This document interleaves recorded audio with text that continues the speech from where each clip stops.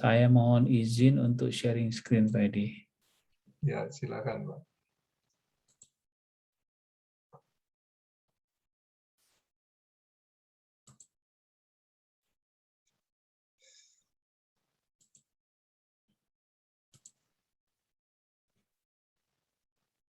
Baik, sudah terlihat. Ya, sudah, Pak.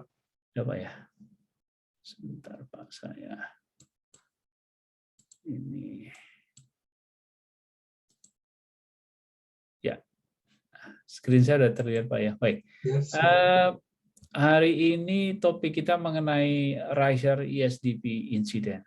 Ini saya akan berikan sedikit penjelasan kenapa Riser ESDP ini sangat penting. Nah, ini kalau Bapak Ibu semuanya mungkin yang apa yang bekerja terutama di bidang hulu ataupun hilir industri oil and gas, ini Riser ESDP terutama untuk yang di bidang hulu ya, di upstream.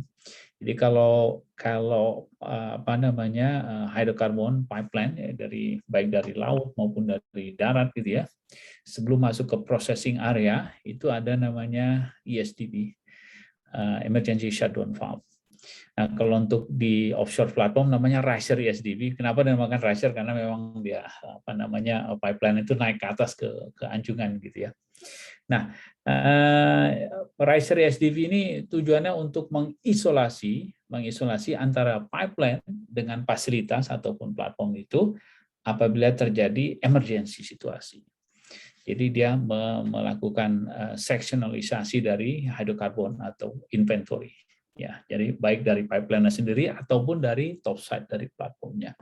Nah, ini kurang lebih kalau bentuknya seperti kayak gini. Ini kalau dilihat ini riser ESDP-nya menggunakan vapor protection dibungkus lagi untuk mencegah impingement dari kalau ada api dan sebagainya. Nah, ini yang riser ESDP bentuknya besar sekali kalau dia biasanya sebesar ini.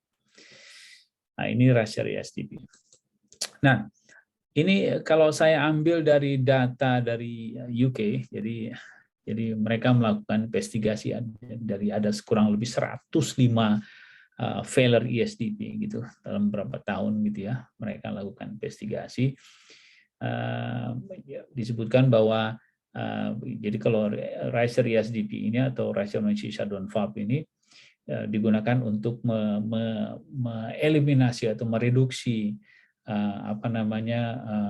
resiko gitu ya, terutama di offshore installation, dan ini juga diperkuat dengan UK Pipeline Safety Regulation. Jadi ya, di PSR 1996 itu sangat jelas gitu aturannya.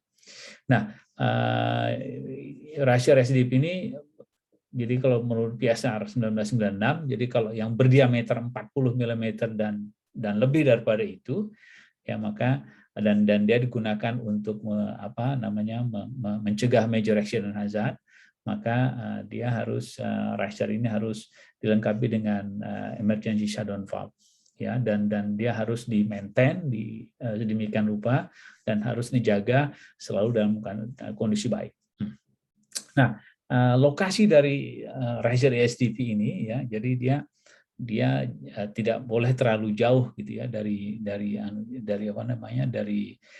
base-nya, dari platform. Jadi supaya kalau terjadi sesuatu dia bisa segera untuk mengisolasi inventory, terutama yang dari pipeline-nya sendiri. Nah, kemudian riser ESDP ini juga harus di-maintain properly seperti saya sebutkan tadi, dan dia dilakukan tes regularly ya, berdasarkan dengan seal klasifikasinya. Jadi ya, dia seal 1, seal 2, atau seal 3 gitu ya. Biasanya kalau riser ESDP ini antara seal 2 atau seal 3, kebanyakan seal 3 karena sangat penting sekali. Nah, failure dari riser ESDP ini ada beberapa, terutama itu failure karena close on demand ya. Karena close on demand, kemudian bisa juga karena leak ya, jadi leak di antara seat dengan ballnya itu, kalau dia bentuknya ball gitu ya, itu ataupun yang butterfly itu sering terjadi leak, kebocoran, dan itu leak rate-nya harus memenuhi standar tertentu dari performance standarnya. Kemudian closure time-nya juga tidak boleh terlalu panjang gitu. Jadi biasanya itu katakanlah 1 detik per inch misalkan gitu. Jadi kalau dia 10 inch berarti 10 detik gitu ya. Nah, kemudian juga odor condition seperti kebocoran di udara dan sebagainya. Nah, kalau dilihat dari reason daripada Razer ESDP itu fail ya, paling dari 105 itu yang paling banyak itu dari 68 jumlahnya itu karena tes justru. Jadi saat melakukan tes dari frekuensi tes dari ESDP itu bisa diketahui failnya dan sering terjadi fail. Kemudian selebihnya itu yang 31 ESDP itu karena trip atau shutdown atau failure on demand ya saya sebutkan tadi. Dan selebihnya itu karena leak dan sebagainya. Nah, bagaimana dengan failure type-nya sendiri? Failure type-nya itu didominasi itu karena ini disebutkan ya. Jadi kalau internal leaking ya internal leaking, kemudian failure to close. Jadi yang paling banyak ini failure to close. Dia tidak close properly gitu ya. Jadi masih ada leak ataupun celah yang bisa hidrokarbon itu tetap bisa lewat gitu. Jadi tidak 100% isolated. Dan ini failure to close. Sisanya itu internal leaking ya saya sebutkan tadi, kemudian ada petroleum fluid leak dan hydraulic oil leak dan sebagainya. Jadi kalau dia menggunakan hydraulic system itu bisa leak. Nah, ini kejadian pada tahun 2000, yang pertama 2015 ya. Ini saya ingat di Caspian Sea. Karena waktu itu severe storm, jadi udara yang sangat buruk sekali mengakibatkan si Razer ESDP ini kena hantaman ombak begitu dan bocor dia. Akibat kebocoran ini langsung ada ignition, terbakar sehingga menyebabkan 14 orang meninggal dunia dan 16 orang hilang ketika itu ya. Dan platform ini sebenarnya dioperasikan sejak tahun 1984.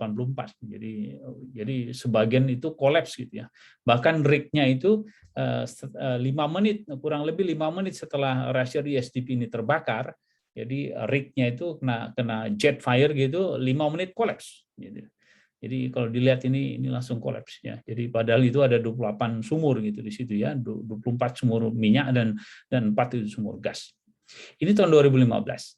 Nah, kemudian kembali tahun 2005 ya di Mumbai, kalau pernah dengar ceritanya, jadi ada vessel gitu ya, ada kapal jadi yang beroperasi di laut di sana, namanya di north-nya India sana. Nah, dia ada shape-nya itu jarinya terluka begitu. Jadi kru member terluka. Nah, kemudian karena situasinya monsoon condition juga karena storm, mereka nggak bisa evakuasi menggunakan helikopter. Dia minta izin untuk merapat ke fasilitas di sana, minta izin kepada offshore installation manager yang di platform di situ, North of Mumbai ini. Untuk merapat begitu ya, untuk minta bantuan medikal ya di situ. Kemudian karena dia punya kerennya tidak beroperasi saat itu, kren kargonya tidak bisa beroperasi, jadi mereka mencoba menggunakan computer assisted dynamic positioning system, jadi mau merapat begitu ya. Nah, sistemnya sistem untuk positioningnya ini bermasalah sehingga dia akhirnya helideck-nya itu menghantam salah satu risernya dari platform tersebut sehingga menyebabkan high pressure gas release dan menyebabkan kebakaran dan bahkan explosion ya ketika itu. Dan eskalasi dari kebakaran ini luar biasa, jadi hampir 2 jam gitu ya. Jadi production platform ini collapse gitu. Kemudian bahkan adjacent platformnya itu juga parah, terbakar parah. Dan 6 orang diver itu yang ada di kapal ini terperangkap dan ya alhamdulillah bisa diselamatkan 36 jam kemudian. Tapi vessel sendiri itu tenggelam gitu ya. Dan ini yang 2 kejadian ini yang cukup fatal ya. Banyak kejadian lain juga karena filer dari Arrancher ESDB. Saya pikir demikian Pak Edi, Septi Momon hari ini. Mudah-mudahan bisa menjadi pelajaran bagi kita semua. Terima kasih. Baik, terima kasih Pak Eldiansyah atas penyampaian Septi Momennya yang selalu mengingatkan kita untuk selalu waspada dalam bekerja dimanapun kita berada. Baik, kita lanjutkan dengan acara pokok kita yang akan disampaikan oleh Pak Eko Sulistyo. Waktu kami persilakan Pak Eko. Terima kasih.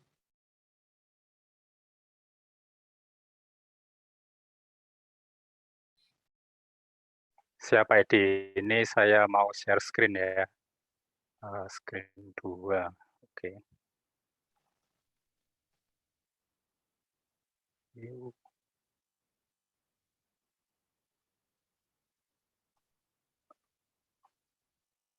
Slideshow from beginning.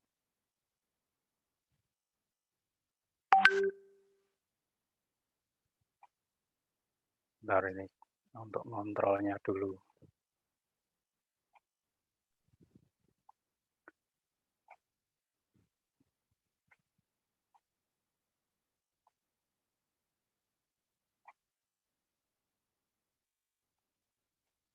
Perlu adjustment ini Pak. Silakan aja Pak. Jarang kami pakai Zoom jarang Pak. Ya, Oh, baik, ya. terima kasih Pak Edi, Pak Heldi. Assalamualaikum warahmatullahi wabarakatuh.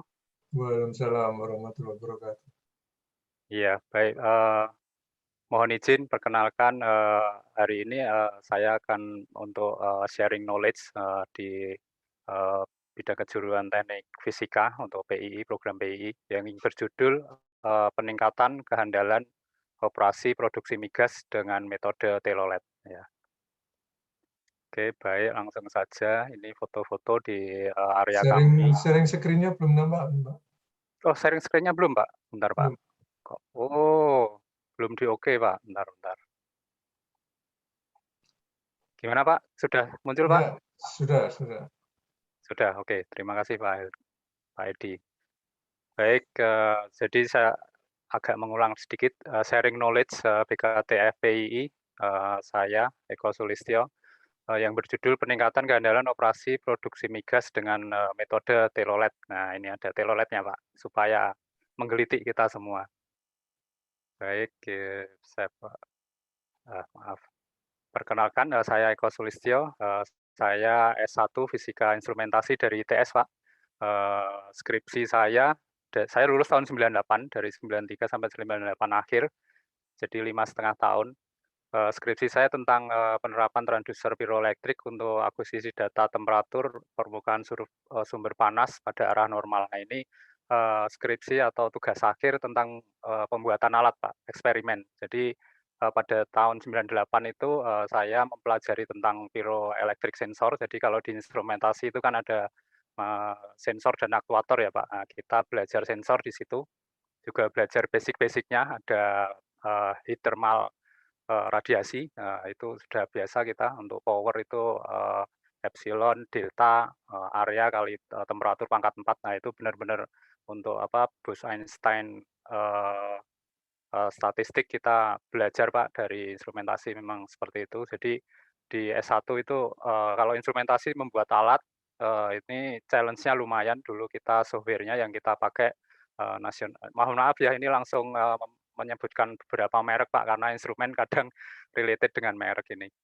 Jadi National Instrument Butterworth Filter, kemudian SmartWalk untuk PCB-nya. Jadi saya benar-benar bikin PCB Pak waktu itu. Kemudian simulasinya dengan electronic workbench, kemudian untuk visualisasinya menggunakan visualisasi dengan OOP ya, Object Oriented Program. Jadi dengan alat itu ada sensor dan aktuatornya untuk rotating 360 derajat. Nah, ini alat pirometer ini sekarang lagi ngetren ini Pak, di zaman COVID ya. Jadi yang dipakai bapak-bapak security di handgun, nah itulah ini pirometer ini. Dulu tahun 98 masih sangat jarang.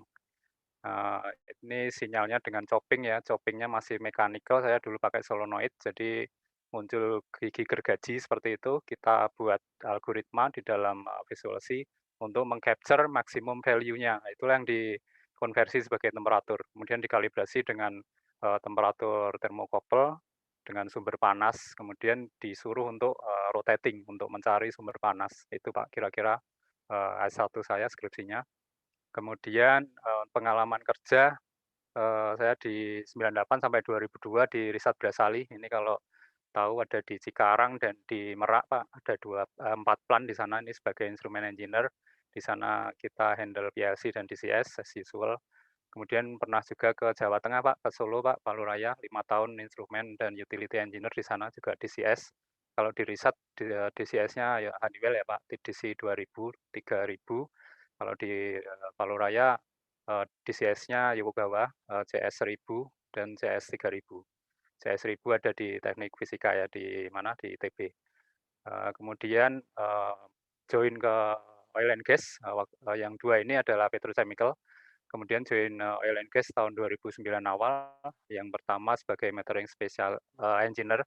Kemudian pekerjaannya di Chevron ini memastikan akurasi peralatan-peralatan metering. Proyeknya lumayan juga. Makanya ini nanti ini telolet ini adalah hasil dari kerja kita sejak 2009 Pak sebenarnya. Di sana kita melakukan integrasi ya, mulai dari metering atau data akuisisi, kemudian juga mengkalibrasi dengan migas juga, seperti itu. Juga menjadi member dari International Measurement waktu itu dengan Chevron.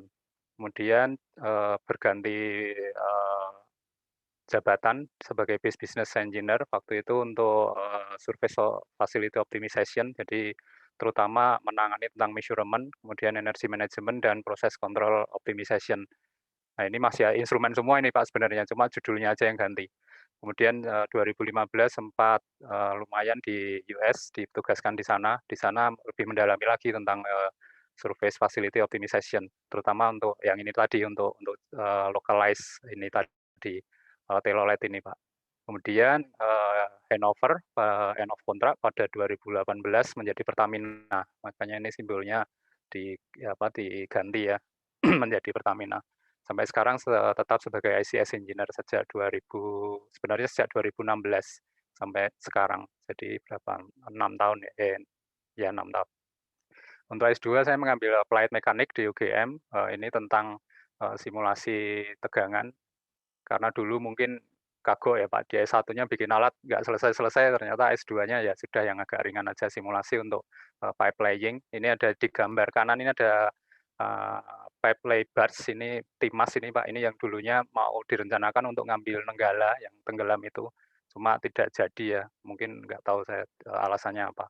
Jadi di S2 saya belajar untuk tensioner di situ, ada load cell juga, kemudian kita simulasikan seberapa tegangan yang efektif untuk atau pas ya untuk melakukan pipe laying. Seperti itu latar pendidikan saya dan pengalaman saya. Oke, lanjut. Ini tadi isinya ya Pak, sudah perkenalan, kemudian overview sekarang, blok yang ada saya di Pertamina Pak sekarang, Pertamina Hulu Indonesia, zona region 3, zona 10. Jadi kita menangani dari 4 ya, ada East Kalimantan, kemudian Blok Ataka, kemudian di Bunyu dan Tarakan sampai Ambalat, dekat Nunukan sana. Ya, ini sekedar supervisory control data acquisition kami atau kita ya di South Area, ini seperti ini. Di South Area kita ada satu OBVITNAS Pak, Objek Vital Nasional, itu Refinery Unit 5, ini di kanan ini. Ini suplainya dari PAKT Pak sampai sekarang, jadi gas ya, gas disuplai ke sana. Untuk minyaknya dikirim ke Pertamina juga. Kemudian yang utara, nah ini yang selatan ini tidak terhubung dengan utara, belum ada pipeline sampai sekarang, ya kecuali ada pipeline kecil ya nanti dari BHM. Yang utara ini masih terpisah, tapi di utara lebih integrated karena di sana ada Iskal Gas Pipeline, itu semua produser natural gas ngumpul di situ. Ada Total, ada Eni, sekarang jadi BHM ya, ada Eni, ada BHKT atau dulunya Chevron, kemudian ada Sanga-Sanga, itu dulunya Vaiko. Itu produce ke situ untuk dikirim ke Bontang, untuk diproduksi menjadi urea dan seterusnya, amonia dan seterusnya Pak. Seperti itu. Kemudian sekarang masih perkenalan ya di blok kita ini Kalimantan Timur. Jadi di kanan ini Pak, ada platform-platform kita di sebelah kiri ya, ini selatan, kemudian yang atas utara. Jadi kendala kami ini sudah mature Pak, jadi brownfield, eee wilayah kerja kami ini brownfield sejak tahun 70 awal ya, jadi sudah 40 tahun lebih ini seumuran saya juga.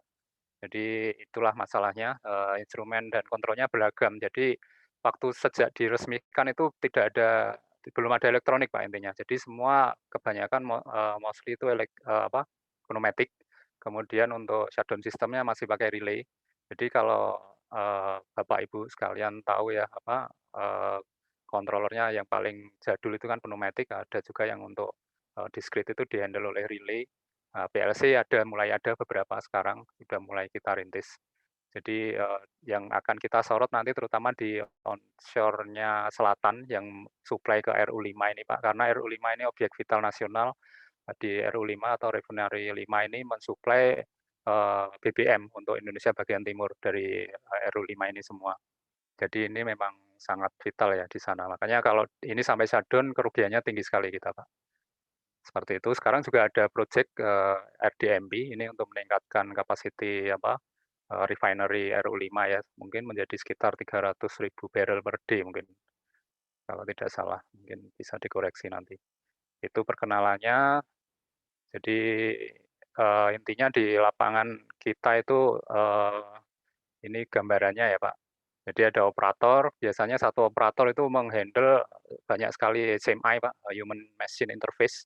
Nah itu, alarm banyak sekali ya, intinya alarm banyak sekali. Dulu jadi karena project kita, atau, wilayah kerja kita ini brownfield, jadi, upgrade ke elektronik itu, berkala Pak. Jadi tidak langsung brek semua gitu ya, tapi per area ya, kecil gitu ya, jadi menyatu. Nah itulah yang membuat, standar standar dari HMI-nya berbeda-beda, seperti itu. Kemudian, karena berbeda-beda, developer-nya yang project ini alarmnya semua di-submit, Pak. Jadi, alarm akan muncul semua rata-rata. Jadi operator itu sampai ya banyak sekali lah alarm. Jadi ini kejadiannya, jadi kalau alarm proses facility produksi sangat aktif, jadi dalam sebulan itu bisa sampai 20.000 kali, menurut logging kami. Operator juga kesulitan untuk melakukan priority, jadi tidak confident, operatornya jadi abai Pak terhadap alarm ini, karena tidak bisa merespon alarm yang muncul, seperti itu. Jadi nanti, kejadian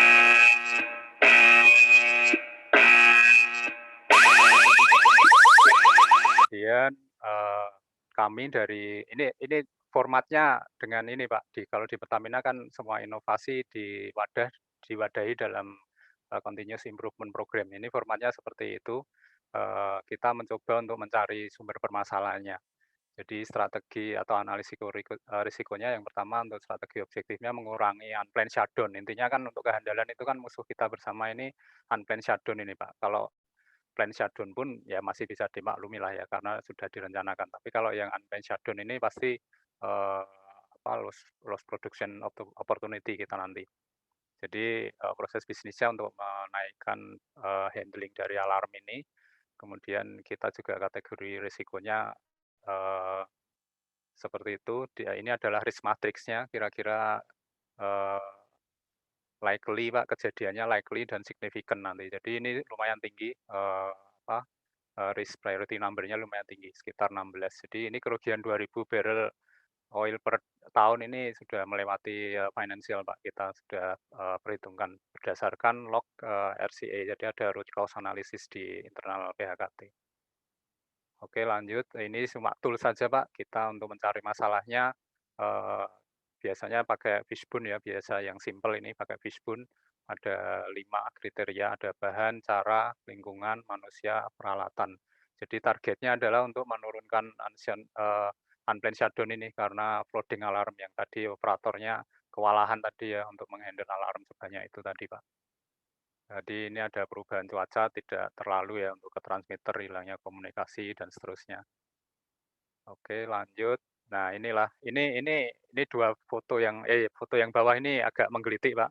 Jadi ini sebenarnya kalau di-zoom ini, wajahnya sama semua. Ini saya dikirimi teman saya ini Pak operator, jadi kita kan mendapat keluhan dari operator ini di control room ya. Ini seperti dilihat SMA-nya banyak sekali. Ada berapa ini? Ini 1 orang tapi untuk menghandle banyak SMA. Makanya mereka bilang, "Mas Eko, saya mau membelah diri." Nah, itu akhirnya dia memunculkan foto ini, Pak. Akhirnya jadi banyak seperti ini. Kenapa membelah diri ya? Karena harus menceti alarm acknowledge ini tanpa tahu itu kritis atau tidak. Nah, seperti itu, Pak. Nah, kalau di ISA berapa, ISA 84 ya, itu kita mengenal 7 layer ya. Nah, itu sebenarnya kita nanti akan bermain di operator intervention, Pak, di layer ketiga ini. Jadi sebelum di-handle oleh safety instrumented system, ini kan ada kalau proses, secara yang layer paling bawah ini kan proses desain normal, kemudian kalau proses kontrol PID tuning benar semua, nah ini masih bisa di-handle. Nah, kalau mulai lepas dari itu, di atas set point tentunya akan membutuhkan operator intervention. Ini sudah umum ya gambarannya seperti ini. Jadi kemarin kita melakukan Pareto analisis, Pak, menggunakan diagram Pareto. Ini ada occurrence, severity, kemudian ada detection. Jadi, kita dapatkan risk priority number-nya itu, jadi ini didapat dari, kuesioner, Pak. Kita menyebar kuesioner ke operator, karena kita memang agak kesulitan ya, untuk menentukan, apa namanya, root cause-nya. Jadi berdasar kuesioner ini ada 4 cause ini ya terutama. Jadi tidak adanya metode untuk mengidentifikasi dan prioritisasi alarm, kemudian data alarm terpisah-pisah. Operator menjadi salah dalam memberi respon, perubahan range, set point karena perubahan proses. Nah, ini prosesnya juga berubah juga, Pak, kalau kita terbiasa di operation. Jadi intinya yang terbanyak memang tidak ada metode, Pak, untuk melakukan priorisasi alarm ini, yang hasil dari, development, kontrol sistem yang bertahap tadi itu, karena tidak ada, penyeragaman dan tidak ada, pengelolaan sejak awal, ya. Nah ini, jadi telolet itu sebenarnya singkatan, Pak. Jadi telolet itu, adalah customize ya, untuk melokalkan kalau di dunia sudah umum namanya alarm manajemen, Pak. Tapi kalau alarm manajemen saja juga kurang tepat karena, alarm manajemen saja itu biasanya, beberapa vendor ya misalnya Yokogawa, Honeywell itu di DCS-nya sendiri sudah ada alarm manajemen, tapi itu ternyata belum mencakup keseluruhan, life cycle dari si, alarm manajemen yang sebenarnya gitu, Pak. Eee ini adalah life cycle-nya, Pak, atau project effort, resource commitment-nya terhadap reliability yang akan kita dapatkan. Jadi ada 7 step untuk melakukan alarm management atau telolet ini. Jadi telolet ini kita kasih nama lah karena, terlalu maksa ya, telolet tata kelola alarm management. Nah itu diambil satu-satu, Pak, itu hurufnya. Jadi memang, filosofinya memang agak agak maksa, ini kayak tantip nanti kita, Pak, untuk ketertiban dari si, operator dan dari sisi governance kita juga, kemudian dari sisi, instrumen kontrol yang ada di lapangan. Jadi yang pertama adalah kita, sebelum step 1 Pak, kita melakukan sosialisasi sebenarnya. Kita internal di PHKT ada namanya AMAT, Pak. AMAT itu Alarm Management Advanced Team, jadi ada beberapa orang saja di situ termasuk saya. Ada dari reliability, kemudian ada dari, proses control network, ya terutama itu Pak, 3 orang itu. Itu untuk, merumuskan nanti alarm filosofinya seperti apa. Nah setelah dirumuskan, itu disosialisasi dulu Pak, di lapangan, bahwa kita nanti akan ada alarm manajemen, supaya apa?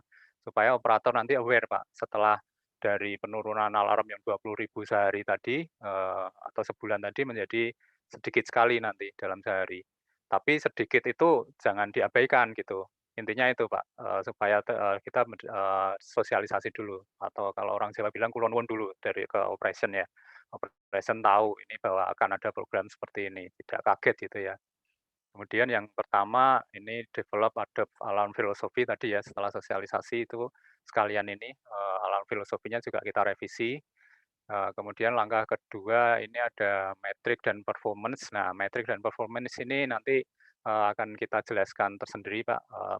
Kita standar untuk alarm manajemen ada 3 ya, Pak. Ada ISA 18.2, kemudian ada IEMUA 191, kemudian ada juga API RP 1167. Kita kebanyakan di 2 yang pertama tadi, Pak. Dan terutama untuk metrik itu di IEMUA 191. Karena engineering equipment material association ini paling dekat lah dengan dengan karakter dari oil and gas, seperti itu. Kemudian implement matrix ya, pada saat sebelum implement matrix itu sebenarnya kita sudah mulai mendevelop alarm list dulu, Pak. Nah, sebelum mendevelop alarm list ini tidak semudah ini ya, tidak semudah yang dikira gitu ya, karena, facility kita ini kan brown ya, kadang juga belum ada alarmnya, Pak. Artinya kita harus melakukan integrasi sejak awal. Jadi ada project-project, awalan ya untuk, melakukan, pergantian dari yang tadinya misalnya pakai, pneumatic recorder seperti itu, kita ganti dengan electronic recorder. Nah, seperti itu, Pak. Nah, dari elektronik itulah baru timbul alarm. Nah, alarm yang bisa kita olah itu, anunsiator yang lampu-lampu audiovisual itu nggak bisa, Pak. Itu karena tidak ada alarm lock-nya. Yang bisa kita olah nanti adalah yang, comply dengan ISA 18.2 yang ada alarm lock-nya. Makanya kita kejar di situ. Jadi dari level, 0, 1, 2 kalau kita di level level IT, itu dari device itu kita siapkan juga. Jadi ini memang long journey nih Pak, dari lama sekali baru ini ujungnya. Salah satu ujung ya untuk telolet ini, alarm management ini. Nah, setelah kita mendapatkan, alarm list, kemudian kita mendownload Pak alarm list alarm yang event ya, alarm event yang ada di lapangan.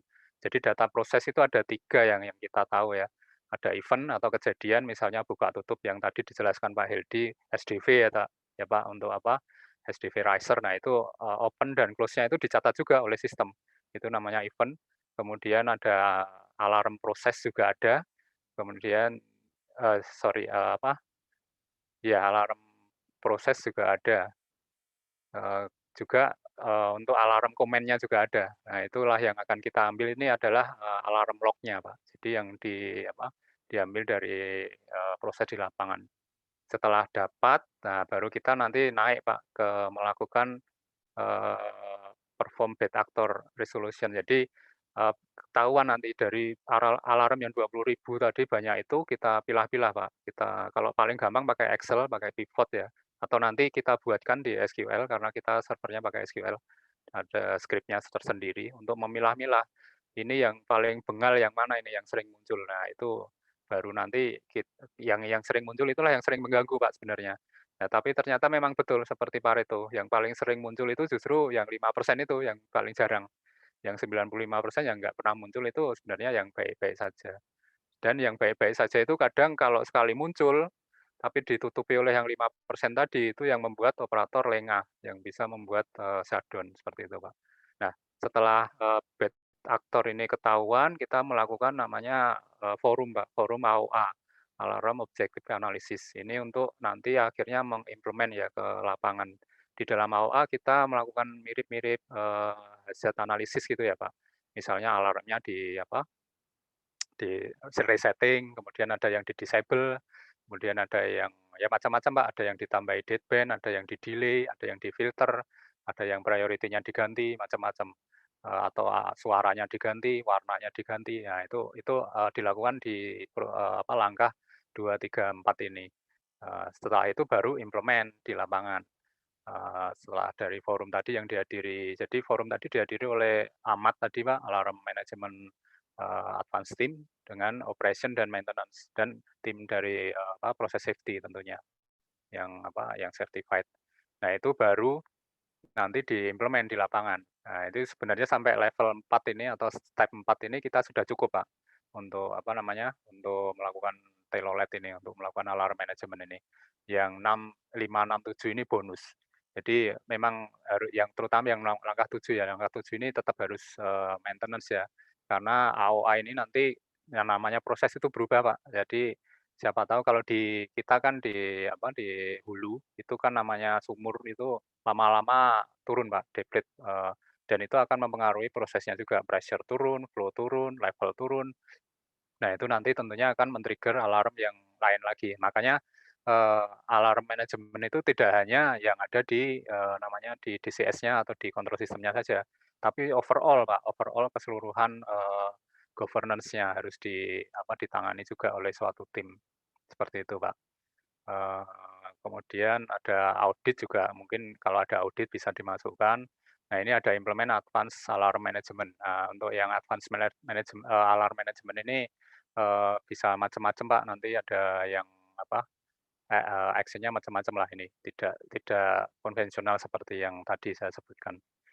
Nah, ini ada cycle-nya, ya, cycle-nya ada management of change juga. Management of change terutama ini saya menggarisbawahi di management of change karena inilah apa namanya, layer of protection kita, proteksi keselamatan kita untuk menjaga keseluruhan proses tetap aman, Pak.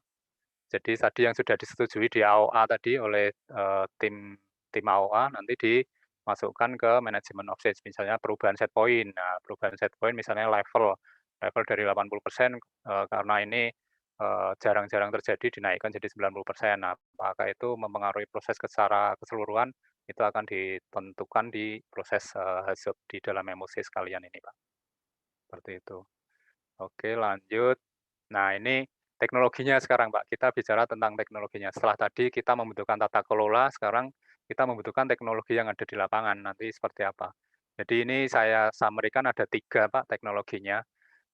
Kalau yang saya sebut tadi package ya lokal itu sebenarnya package lokal, Pak. Di alarm manajemen lokal itu per HMI ada. Jadi ini biaya proyeknya kita dapat penawaran ya dulu, terutama yang di lapangan. Jadi ini masih lokal, belum, terintegrasi sampai, seperti yang saya sebut tadi di SCADA, hulu.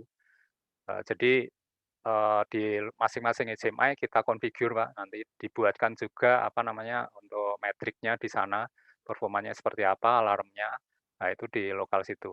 Ya ini ada pro konnya terus terang kalau untuk lokal, terutama di kemudahan ya, kemudahan instalasinya ya di lokal situ. Tapi, dari sisi manajerial tidak tahu. Nah inilah kelemahan terutama yang di, alarm manajemen lokal ini atau telolet lokal ini. Kemudian yang kedua adalah alarm manajemen berbasis server dengan aplikasi baru. Ini tentunya yang package, Pak, package unit. Nah, ini mohon maaf saya sebut, brand ya, ada Yokogawa ada Triple E ya, Advanced Alarm Admin Suite. Nah, nah, itu cocok kalau, controllernya Yokogawa. Nah, di plan kami cuma ada satu Yokogawa, Pak, dan itu pun tidak punya Triple E Suite ini. Kemudian banyak ya yang menawarkan, ada juga dari proses automation system suite juga ada, kemudian juga ada, ya mirip-mirip seperti itulah, tapi kira-kira biayanya sekitar 300.000. Nah ini, lokal Pak, ini package, jadi semua dilakukan oleh vendor. Nah karena semua dilakukan oleh vendor, artinya kita dari user ini tergantung dengan vendor. Jadi stewardship-nya kurang ya Pak, rasa memilikinya kurang.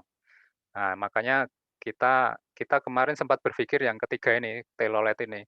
Kenapa kita telolet, ya karena itu Pak, dari suaranya ya, suaranya memang, "Om, telolet Om," seperti itu kemarin sempat populer ya tahun 2019, makanya kita beri nama itu. Nah, ini menggunakan, existing facility yang ada di plan kami. Jadi, server sudah ada, device ya ada yang belum, makanya harus bertahap. Kemudian juga yang terutama adalah untuk day to day activity-nya, untuk, me-maintain dari governance-nya ini, sejak dari filosofinya, kemudian dari prosedurnya itu bisa comply semua itu, mau tidak mau kita harus involve di situ untuk reliability atau kehandalan kita. Jadi tidak bisa ya bisa sih dilepaskan ke vendor ya, tapi mengingat kita posisi kan di Kalimantan Pak, remote ya, jadi vendornya rata-rata di pusat di Jakarta dalam hal ini, atau malah bahkan ada yang dari US, ada yang dari Singapura, itu tentunya susah, Pak. Pernah kita, pilot ya menggunakan vendor, itu untuk melakukan AOA saja kita harus ya seperti ini, Pak, apa namanya, eee, online seperti ini, ditimbang-timbang, nah itu decision-nya sangat lama. Itulah yang mendorong kita untuk menggunakan, custom by kita sendiri, alarm management by kita sendiri, seperti itu, Pak. Oke, ya, jadi ini yang terpilih, Pak, telolet ini kita pilih. Ini nama ini memang ya teman-teman ya, karena ini gugus ya, CIP ini kan tim ya, Pak, saya kebetulan ketuanya. Nah, ini arsitekturnya, jadi kalau di IT kita mengenal 0 sampai 4 ya, Pak, ada level 0 dan 1 ini field devices, dan ada controller, ada transmitter, ada macam-macam di sana. Kemudian level 2 dan 3 ini ada HMI, ada juga, interface. Nah, kita pakai mohon maaf sebut brand ini Pak, kita pakai OSI Pak, Open System Interconnection yang dari San Leonardo, California. Jadi ini nggak promosi ya, ini karena di Pertamina sudah jamak pakai itu semua. Jadi meskipun kami di hulu, tapi ke RU5 bahasanya sama Pak. Jadi RU5 itu bisa memonitor produksi dari hulu. Karena gasnya kan dari kita untuk menjalankan operasi di RU5. Yang RU5 dalam hal ini adalah medium ya, mungkin industrinya medium, bukan hilir juga, tapi di tengah-tengah ya. Kemudian di 3,5 kita ada alarm database server, di sini juga ada firewall. Inilah yang memproteksi kita dengan dunia luar. Makanya nanti mungkin bisa dikorelasikan mungkin nanti dengan IoT yang besok juga hari Kamis ya. Ini menarik sekali memang. Kemudian di level 4 ini bisnis. Nah, inilah enterprise bisa mengakses data alarm di lapangan seperti itu. Jadi ini disatukan semua ya. Inilah yang berat ini. Ya, makanya integrasi ini yang sejak awal menjadi challenge buat kami semua Pak, kita semua. Ini schedule-nya seperti biasa S-curve untuk scheduling eksekusi Pak, sesuai dengan format CIP. Ya, jadi untuk quality kita harus bisa menurunkan jumlah aktif alarm 50% dulu Pak, itu 50% itu sudah alhamdulillah Pak. Jadi yang tadi 20.000 menjadi 10.000 itu sudah alhamdulillah. Itu tidak serta-merta karena alarm itu kan harus convergen ya, datanya harus dan hati-hati kita tidak bisa mendisable suatu alarm seenaknya sendiri gitu ya Pak. Karena alarm itu adalah sebenarnya juga layer of protection atau lapisan keamanan ya. Cost-nya juga harus masuk, delivery-nya juga harus tepat, safety dapat. Nah ini moral terutama Pak. Ini intinya adalah untuk meningkatkan confidence level dari operator tadi.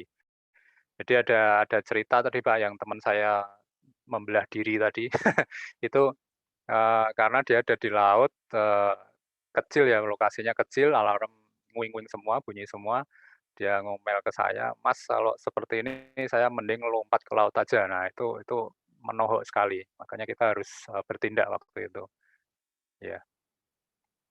Nah, ini value creation-nya, jadi sebelum dan sesudah ini menurun sekitar 96% Pak. Ini memang kita kemarin dapat killing point ya lumayan untuk list alarmnya, ternyata memang itu bad actor yang paling dominan. Jadi bonus lah itu intinya, ya maaf. Jadi sasaran perbaikan sama hasil akhir ya mid lah Pak. Cost delivery, safety, moral, nah ini. Jadi operator intinya menjadi ini Pak, lebih fokus nantinya. Jadi kita membantu teman-teman yang dari lapangan untuk lebih fokus dalam bekerja, tidak diganggu lagi dengan distract ya, noise yang tidak perlu seperti alarm itu. Tapi kalau ada alarm sekali, nah itu meaningful. Nah itu Pak, target utama kita.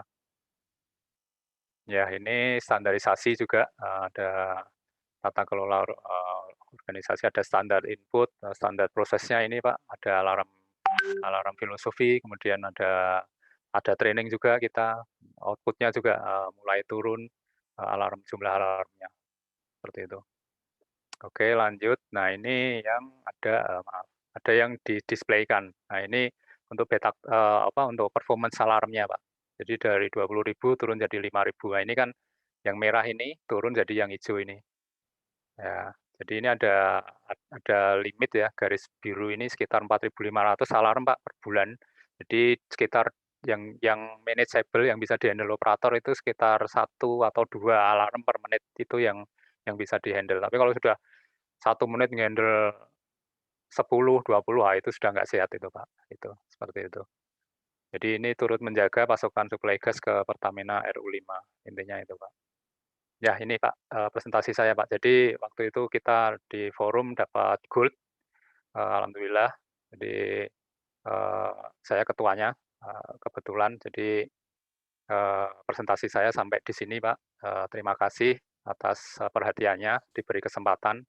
Jadi saya juga tertarik ini ya, untuk hobi saya berenang, naik gunung, ya renewable energy, automation, nah itulah Pak. Jadi saya bahagia sekali nih, sore hari ini bisa menyapa teman-teman PII atau Bapak Ibu ya. Kita satu frekuensi sebenarnya Pak. Satu semangat lah ya untuk membangun Indonesia. Ya, demikian Pak Edi, mungkin saya kembalikan Pak. Baik, Atau mungkin terima ya. kasih Pak Eko Sulistyo yang sudah menyampaikan paparannya. Kita lanjutkan dengan pertanyaan-pertanyaan. Silakan Pak.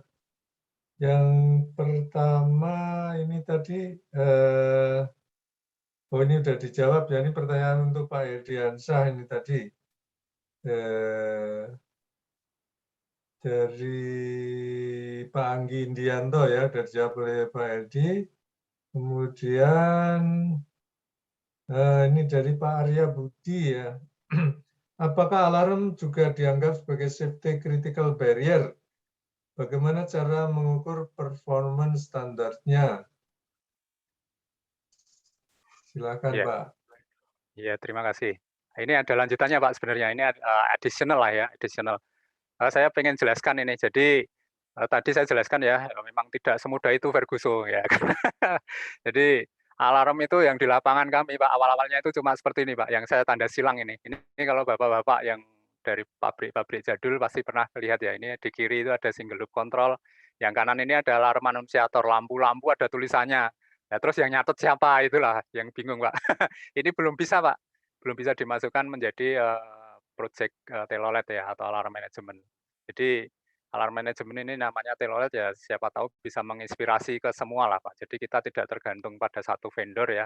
Jadi dari governance-nya, gambaran-gambarannya tadi bisa menginspirasi Bapak Ibu sekalian mungkin yang bekerja mirip-mirip dengan kita juga.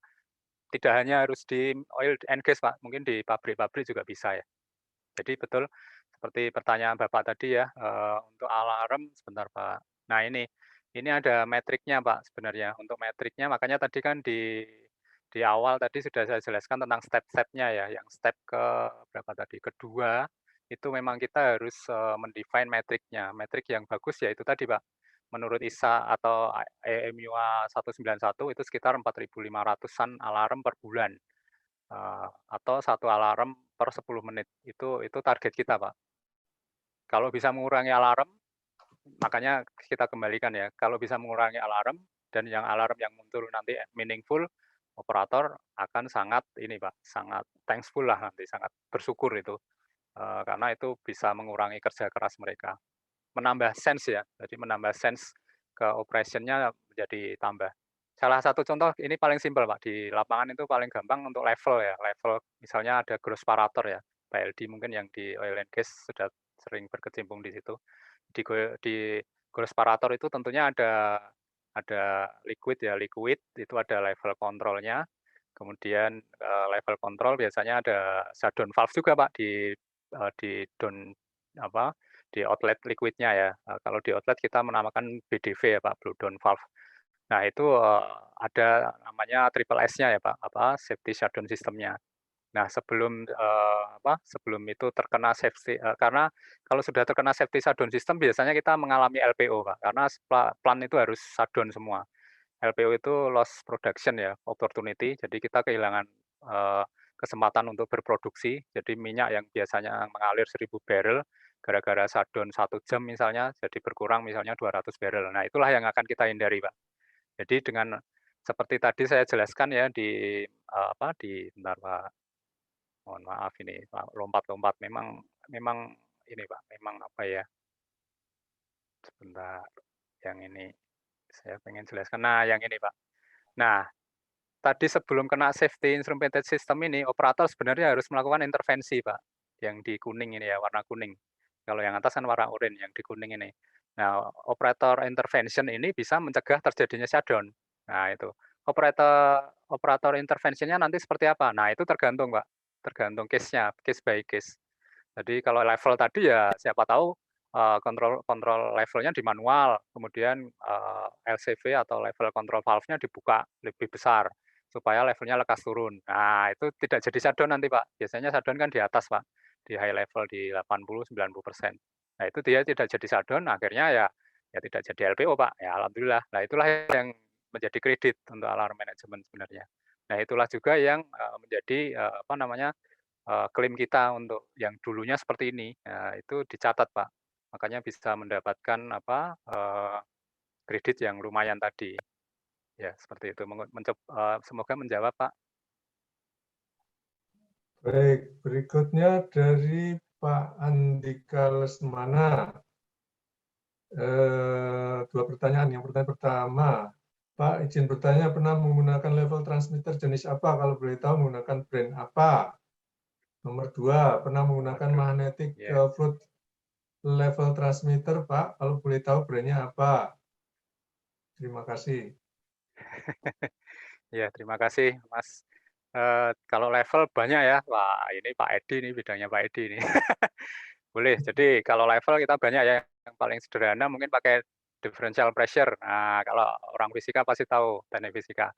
P, rho, GH. Nah, itu kita bermain di H atau ketinggian liquidnya sesuai dengan pressure-nya. Nah, itu nanti terwakili di situ. Density-nya berapa, misalnya air 1, nah itu. Gravity tetap ya 9,8. Itu pakai differential pressure bisa, Mas. Jadi yang murah-murah itu di Bukalapak banyak itu differential pressure, tapi pesan saya cari yang rendah ring-nya. Biasanya kalau saya praktek langsung di lapangan, ya bukan di lapangan, di rumah. Jadi tower saya itu pakai ini, pakai differential transmitter, murah aja itu 100.000 kalau nggak salah. Itu keluar 1 sampai 5 volt, nah itu. Tapi yang ringnya sempit, Mas, karena, air itu kan kolom air 10 meter itu baru dapat 1 bar, 1 kilo per sentimeter persegi.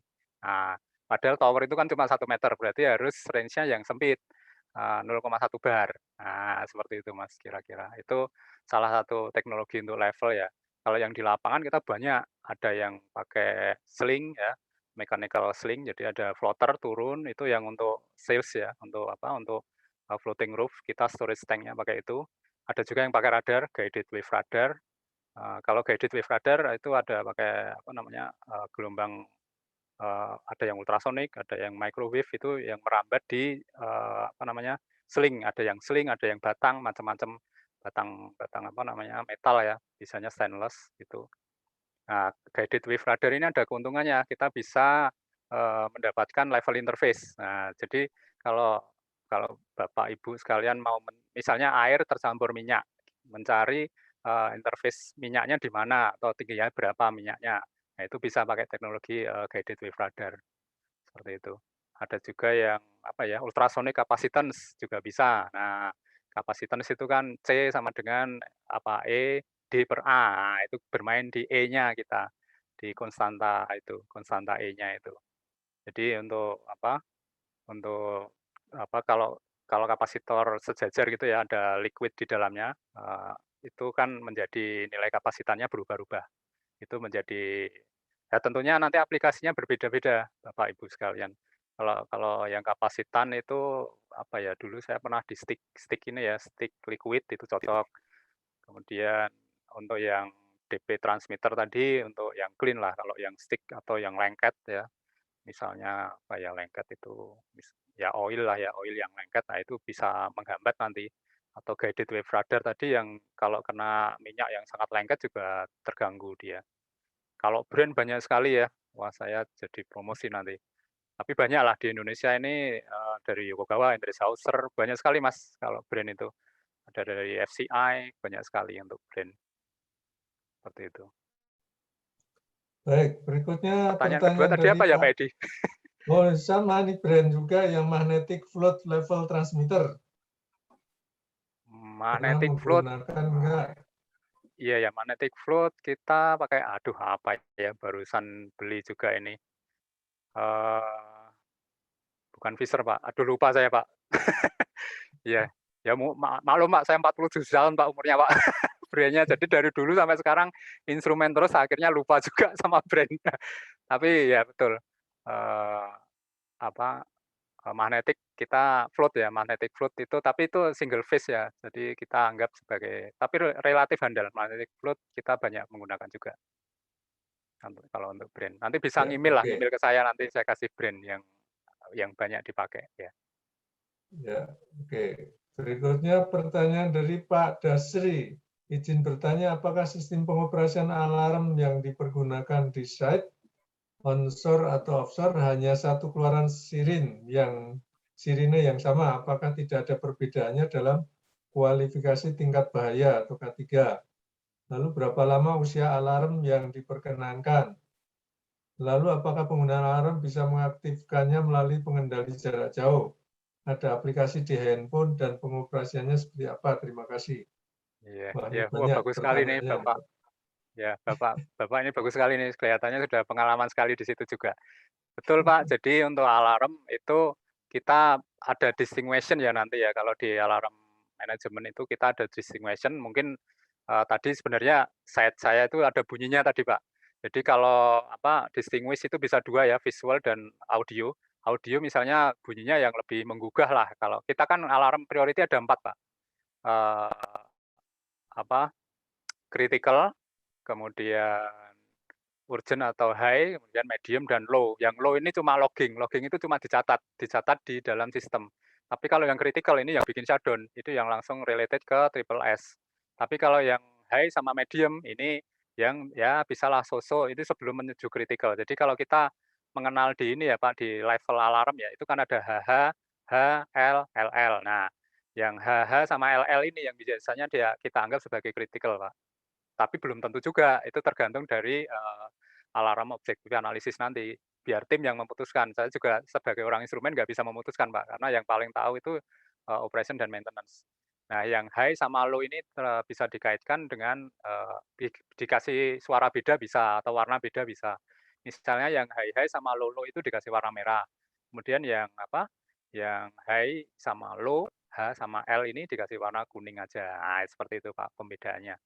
Betul, kemudian yang tadi apakah bisa di-remote, pernah Pak kita mencoba untuk pakai SMTP ya Pak, jadi push email, alarm itu push email, bisa nge-email, tapi ya tergantung ya, operator kita ada juga sih di lapangan, jadi kurang begitu perlu Pak. Karena memang, kita batasi ya Pak, di server kita, servernya kan ini urutan datanya kan dari HMI, ada gambarnya nggak ya? Sebentar, kalau ada gambarnya saya enak ini jelaskan. Sebentar Pak. Wah ini. Oh, oh nggak ada. Atau dari sini ya, ini dari sini ya, dari lapangan ini dijadikan satu nanti Pak ke SQL Server. Jadi alarm telolet ini riset di dalam SQL Server. Jadi untuk data kita ada dua ya, ada proses information dari OSI tadi, kemudian ada juga yang dari alarm sendiri. Ya, alarm inilah yang akan di-collect di dalam SQL database server kita. Nah, SQL ini sangat bisa untuk mempush email gitu bisa Pak, memberitahu kita bahwa ada sesuatu yang bermasalah di lapangan. Mungkin untuk manajerial, nah itu bisa Pak. Kalau untuk operator nggak perlu lah, operator kan sudah di depannya sendiri Pak, di depan HCMI-nya itu tersendiri. Terus apa lagi ya Pak tadi pertanyaannya? Oh, sepertinya sudah ya. Sudah ya Pak? Oke Pak. Berikutnya dari Pak Gunawan Cahyadi. Maaf, jadi telolet ini bunyi alarm atau punya arti lain? Terima kasih Pak Gunawan. Jadi ya itu tadi Pak alarmnya tata kelola alarm manajemen. Itu artinya itu Pak. Jadi memang itu di-customize karena kita melihat yang berkembang atau beredar di market itu kan alarm manajemen yang yang dari pabrikan ya Pak. Kalau yang ini memang hasil gotong royong kita sendiri Pak.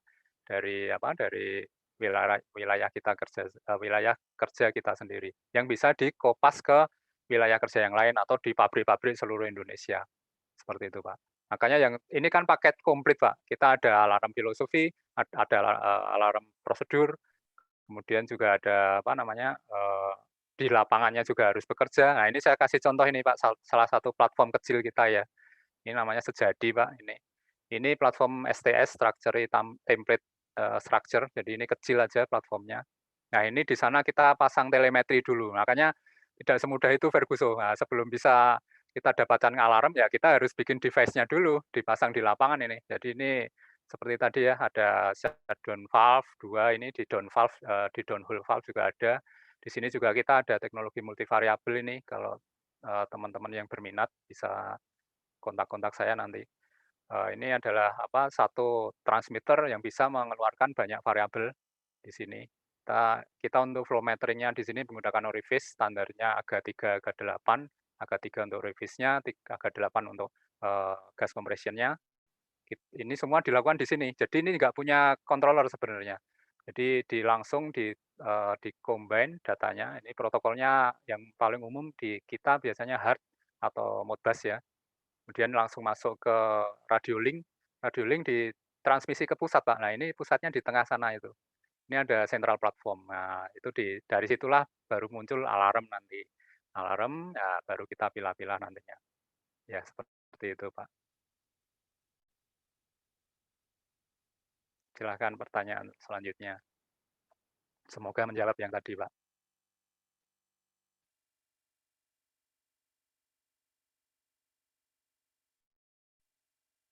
Halo?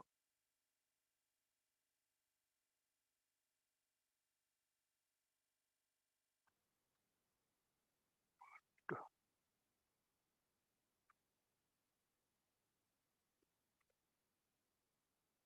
Halo, halo. Tes, tes.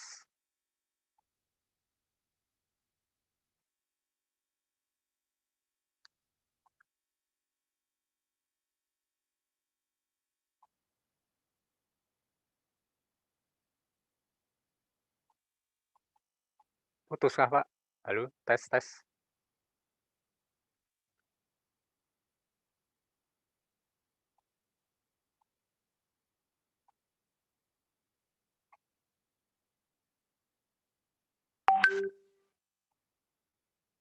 Halo, tes. Terputus. Oh.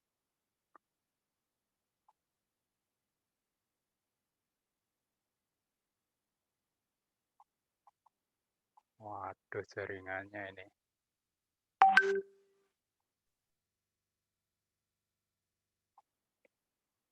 Atau terputus, Pak? Halo? Tes, tes. Ya, ya, ya, halo. Ya, terputus Oh, barusan. Saya pikir, sempat terputus. Ya, iya, iya, iya. terputus. Oke.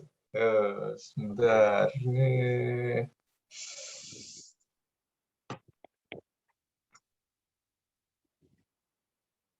wah, ini pertanyaan jadi hilang semua ini.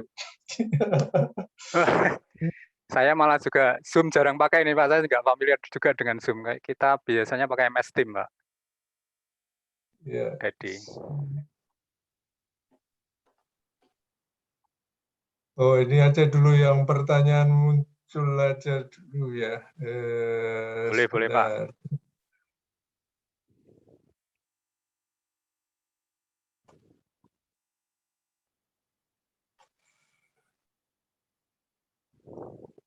Oh, ini ada masih. Pertanyaan berikutnya tadi melanjutkan Pak Gunawan Cahyadi ya. Mengapa lokasi utara dan selatan belum terhubung secara permanen? Ini pertanyaannya. Iya. Oh, langsung dijawab ya, Pak? Boleh. Ya, langsung Memang sejak dijawab. ya sejak tahun 70-an dulu pernah, Pak, ada ide ya atau proyek ya mau menghubungkan pipeline antara selatan dan utara. Cuma mungkin karena visibility study-nya ya mungkin kurang, batal, Pak. Jadi ada mau menarik pipa ya, pipeline berapa dulu, 10 inch panjang itu, Pak, dari selatan ke utara itu mungkin 300 kilometer. Jadi mungkin visibility study-nya tidak masuk, akhirnya di-drop, Pak, sampai sekarang. Tapi, sekarang di dekat area kita pun ada area bekas total, Pak, namanya PHM ya. Jadi PHM ini justru sekarang masuk ke area selatan untuk mensuplai RU5. Nah, ini sebenarnya area selatan juga karena yang PHM ini atau total ini juga tie-in ke Senipah, Pak. Senipah itu onshore-nya PHM. Itu sebenarnya kita bisa supply juga ke sana sekarang. Nah, ini nanti sekitar bulan November kita mau reverse flow ke sana. Karena RU5 ini kan RDMP mau turnaround, Pak. Kita mau reverse flow ke PHM. Jadi yang tadinya kita dibantuin PHM gas, kita mau balik, Pak, balik ke kirim gas ke Senipah nanti. Sudah bisa, Pak, sebenarnya. Tapi pipanya berapa inch kurang tahu saya. Kalau yang dari PHM ke PHKT itu 10 inch, Pak. Ya. Cukup menjawab, Baik, Pak Gun. berikut. Ya, Ya. masih lanjutan Pak Gunawan lagi nih. Implementasi standar OSI ISO sampai layer ke-7 kah atau sebagiannya saja? Ya, wah ini sebenarnya saya kurang kompeten ya, Pak. Saya kan bukan orang IT ya. Tim kami ada orang IT-nya, jadi Mungkin kalau menjawab itu kan cyber security ya. Jadi kita masih pakai ini Pak on premises, jadi masih internal kita, jadi semacam intranet ya, belum open sampai ke apa, ke IoT seperti itu Pak. Jadi memang kita masih close loop Pak di dalam, PHKT sendiri atau PHI sendiri. Cuma, sekarang ada dari SKK Migas ada requirement untuk mengirim data ke SKK Migas dan Ditjen Migas. Nah itu sudah kita berikan beberapa list tag name ya Pak, tag name kita kirim ke sana misalnya produksi, kemudian lagi shipment, nah itu kita kirim sudah Pak. Cuma datanya nggak sedetail yang, di HMI SCADA kita atau di bisnis network kita internal, itu Pak. Baik. Semoga cukup menjawab ya Pak. Berikutnya dari Pak Joni Aritonang.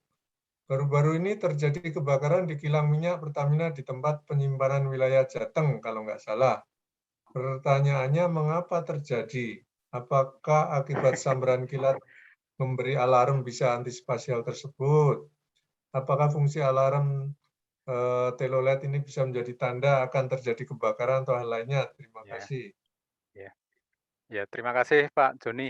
Jadi saya tidak berwenang ini untuk menjawab pertanyaannya karena kan investigasinya juga sedang berlangsung ya, atau report investigasinya saya juga belum pernah dapat.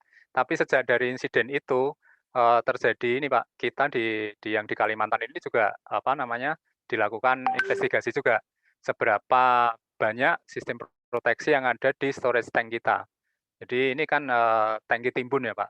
Tangki timbun itu ada banyak safety device-nya di sana, ada fire protector, ada yang untuk nyemprot itu Pak, kemudian ada, kalau yang selama ini, ada kan itu diaudit ya Pak, ada level transmitter untuk overfill protection itu ada, kemudian juga ada rim seal Pak, itu kan kalau floating rope dia ada rim seal-nya yang bisa naik turun, mengikuti liquid yang ada di dalam tangki timbun itu.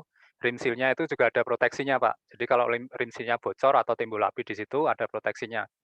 Nah, kebetulan kita sudah lengkap semua Pak, di sini ada yang proteksinya menggunakan, LHD, line heat, detection ya, itu ada.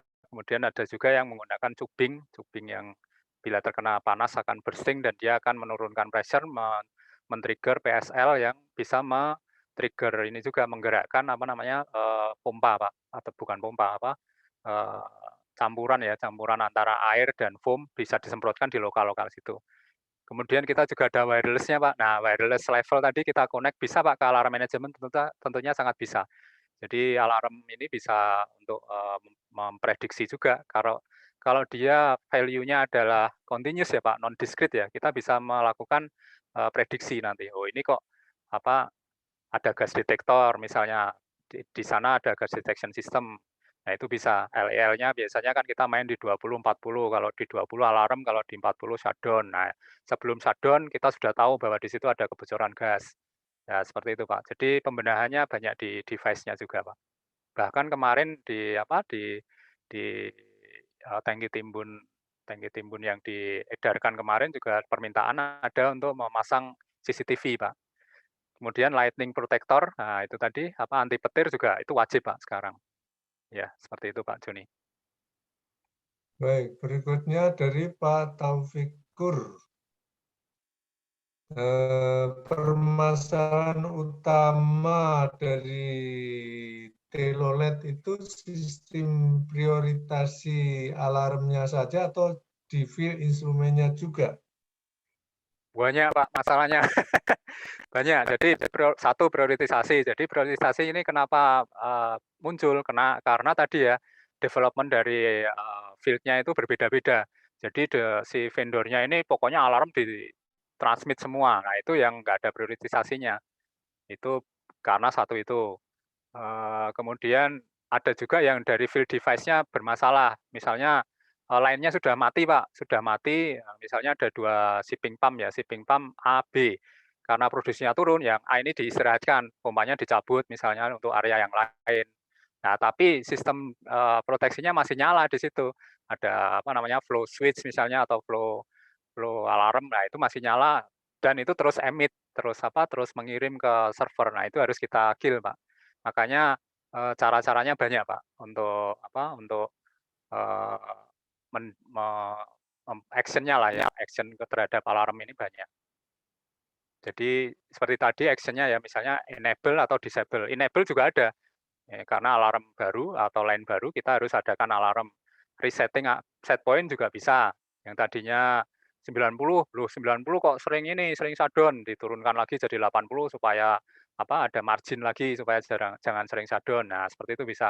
Atau bahkan di PCO, Pak, kita bermain di PID tuning supaya jangan sampai yang tadi saya jelaskan ya, jangan sampai, timbul alarm. Jadi, PID-nya dibikin robust supaya apa ya, supaya bisa mengikuti segala perubahan proses, seperti itu. Kemudian juga ada bermain di deadband, ya optimisasinya seperti itu, menggunakan filter, nah seperti itu, Pak. Iya. Semoga menjawab, Pak Baik, Taufik. Iya. berikutnya dari Pak Joni Aritonang lagi. Sebagai Siap, Operation Pak. Service Facility Instrument and Control Engineer, apakah alarm telolet ini sudah dievaluasi kebaikannya untuk antisipasi hal-hal yang membahayakan kilang minyak? Bagaimana dengan pengembangan alarm tersebut untuk dikembangkan kerjasama dengan LAN sehingga bisa lebih integral dalam pengamanan tempat-tempat strategis? Terima kasih. Wah, itu membuka peluang ya, Pak. Jadi bagus sekali, Pak. Memang ini telolet ini sangat sangat bisa dikembangkan karena kan si IP itu kan kita apa, bertemu ya, Pak, dengan apa, dengan wilayah kerja yang lain. Nah, itu bisa di copy paste ke area yang lain. Itu masih internal Pertamina aja ya, Pak. Kalau keluar ini Bapak Ibu yang mengikuti seminar ini boleh juga diterapkan di masing-masing lokasinya. Yang challenging itu tadi, Pak, kebun binatangnya itu tadi loh, karena device-nya di level 0 dan 1 itu kan brand-nya bermacam-macam, protokolnya bermacam-macam. Nah, itu, vendornya sendiri juga kadang banyak yang mengeluh gitu loh. Nah, ini akhirnya kita sendiri yang apa, gotong royong lah ya untuk melakukan integrasi, intinya seperti itu, Pak. Ya, terima kasih Pak Joni. Baik, berikutnya dari Pak Pandu Santoso. Izin bertanya, untuk alarm di gas plant yang didesain mendeteksi vapor cloud dari H2S dan mengacu kemana sistem tersebut? Ya, betul. Kalau H2S kita ada 2 ya, Pak, yang untuk personel yang dicantolin di orang itu, ada juga yang kalau kita ada portable, Pak. Jadi portable teman-teman di salah satu field kita ini berprestasi, Pak, dari Lawe-Lawe, ada salah satu onshore facility kita ini, itu bikin portable, Pak, portable, gas detection untuk sulfur ya, untuk H2S ya. Itu dia mengeluarkan suara dan dia di-wireless-kan ke control room. Jadi, ada zonasi ya, di zonasi misalnya di wastewater kan yang paling banyak kan di dekat wastewater itu sering banyak, sulfur ya, emit di situ. Itu bisa ini Pak, apa, mengurangi juga itu, dimasukkan ke sistem alarm management. Iya. Kalau kalau H2S sensor kan yang penting kan kita rutin kalibrasi Pak dengan gas, apa namanya, gas sampelnya ya, supaya dia tetap apa, perform, seperti itu. Ya, Baik, terima kasih Pak berikutnya Taufik, dari ya. Pak Arya Budi. Izin bertanya lagi, tiap berapa lama alarm rasionalisasi ini direvisi skenario-nya? Ya, terima kasih Pak Arya. Jadi betul, memang ini suatu life cycle Pak, jadi tidak program sekali semalam selesai gitu ya. Kita kan makin konvergen makin kecil kecil kecil sedikit, tahu-tahu yang sudah optimis tadi muncul lagi yang lain Pak. Nah, itu kita sudah terbiasa di PHP-in itu bisa Pak, terbiasa kita. Jadi ya sudah, memang harus continuous Pak program ini. Makanya program ini ada yang namanya AMAT tadi Pak, yang benar-benar orang-orang yang, harus harus ini, harus kompeten di situ. Ada saya, ada tim dari reliability, ada tim dari PCN, ada tim dari, proses dan maintenance, nah seperti itu. Untuk berapa lama, kita rule of thumb-nya untuk yang pertama itu kira-kira 6 bulan, Pak. 6 bulan kita melakukan AOA lagi. Jadi kita gather data, kita pivot, nah sebentar, ini saya kasih contoh nanti. Ini yang paling simpel lah. Makanya ini tools-nya juga nggak rumit-rumit amat. Nah, ini kita pivot ya datanya. Nah, ini ketemu Pak, biang keroknya. Nah, biang keroknya yang kuning-kuning ini, atau yang 3, 4 ini. Inilah yang contribute terbanyak ternyata, yang mengganggu teman-teman. Nah, ini yang dilakukan oleh simple ya, by Excel aja ini, kita download data dari SQL database. Tapi di Py kita juga bisa melakukan kalkulasi. Kalau yang ini agak lemot ini, yang di Py ini. Jadi ini langsung dia bisa mencari bad aktornya bisa. Kalau males pivot, kita bisa dari sini juga, dari Py. Seperti itu, Pak. Nah, ini nanti terus kita ambil ini, kita apa ya, satu-satu ya per tag name Kak, kita Pak, berurusannya dengan per tag name ini misalnya direct, fired, crude heater, apa ini, temperatur misalnya. Nah ini diapain ini, oh ternyata di lapangan ditemukan kabelnya copot, nah tinggal dipasang lagi, selesai. Ada lagi yang, oh ini set point-nya perlu dirubah, nah macam-macam Pak action-nya Pak. Action-nya macam-macam, seperti itu Pak. Ya terima kasih Pak Arya. Baik, berikutnya dari Pak Miftahul Munir. Wah siap ini guru saya ini. Oh, gurunya ya. Salam Setelah guru. Telolet berhasil, apa rencana Yes, proyek inovasi advance selanjutnya untuk perusahaan? Untuk Dituntut perusahaan untuk kita inovasi yang masih, lainnya lagi. iya, kita masih struggling di yaitu tadi ya level 0 sama level 1 pun belum tercoverage semua. Jadi air gap, masih air gap beberapa masih air gap ya. Yang air gap ini pun kita mau ini ya di platform-platform kita karena ini kan habis mohon maaf habis subholding upstream reorganisasi Pak. Jadi manpower kita dikurangi. Jadi kebutuhan untuk telemetri ini wah meningkat drastis. Jadi proyek telemetri sangat banyak sekarang. Apa namanya, supaya operator ini efektif. Jadi operatornya kan juga dikurangi. Akhirnya yang kalau di darat enak ya Pak, bisa naik sepeda atau naik apa gitu ke sumur. Kalau di laut nggak bisa Pak, kita harus pakai boot. Nah, boot itu cost-nya sangat tinggi karena solar ya. Fuel-nya kan diesel fuel-nya itu mahal itu. Keliling-keliling itu sekali aja habis berapa. Nah, itu yang kita coba turunkan Pak, menggunakan telemetri. Nah, telemetri nanti efeknya ya ini tadi, alarm muncul. Nah, seperti itu. Jadi kita untuk telemetri ini lagi struggling, Pak, memang. Ya terima kasih Pak Munir, Baik, sukses selalu, sehat selalu Pak Munir, ini guru saya ini. Hormat. baik. Berikutnya Pak Joni Aritonang lagi nih. Saat Wah, ini siap Pak Joni. pengembangan IoT merupakan bagian dari materi teknik Nah, fisika. Menurut betul. pendapat narasumber, alarm mana yang merupakan produk terbaru?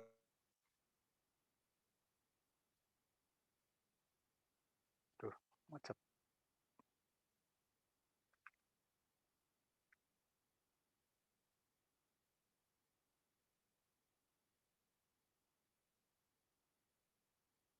Tes. Wah, putus. Del 4G.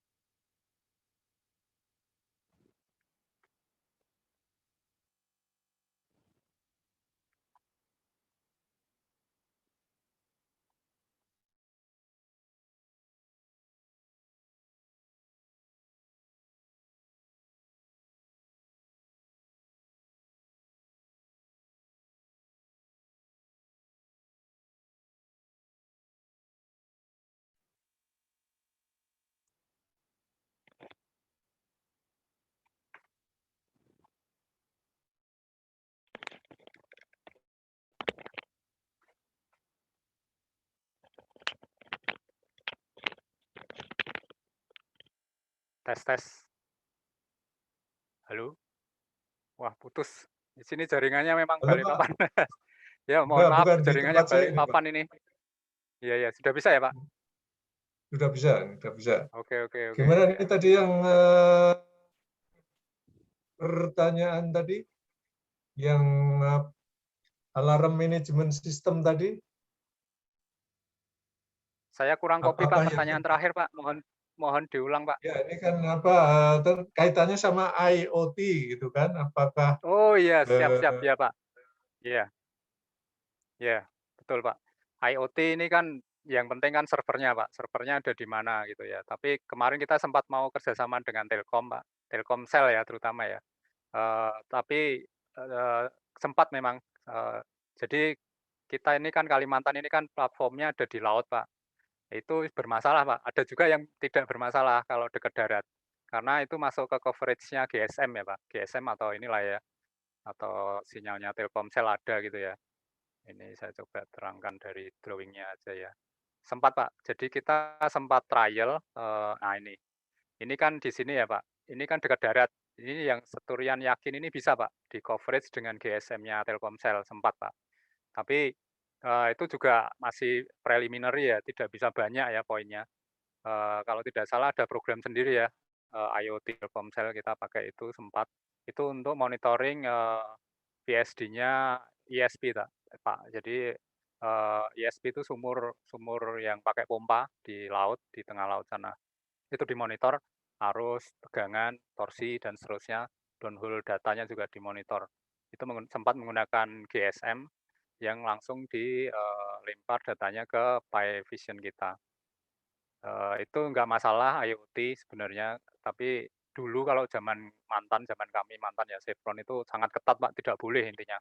Karena kan cyber security ini sangat sangat bahaya ya, Pak. Seperti tahu yang refinery di Arab kemarin kan diserang oleh cyber juga kan sampai ya kurang tahu ya, sampai refinery-nya jalan sendiri atau gimana. Nah, itu kan sangat berbahaya.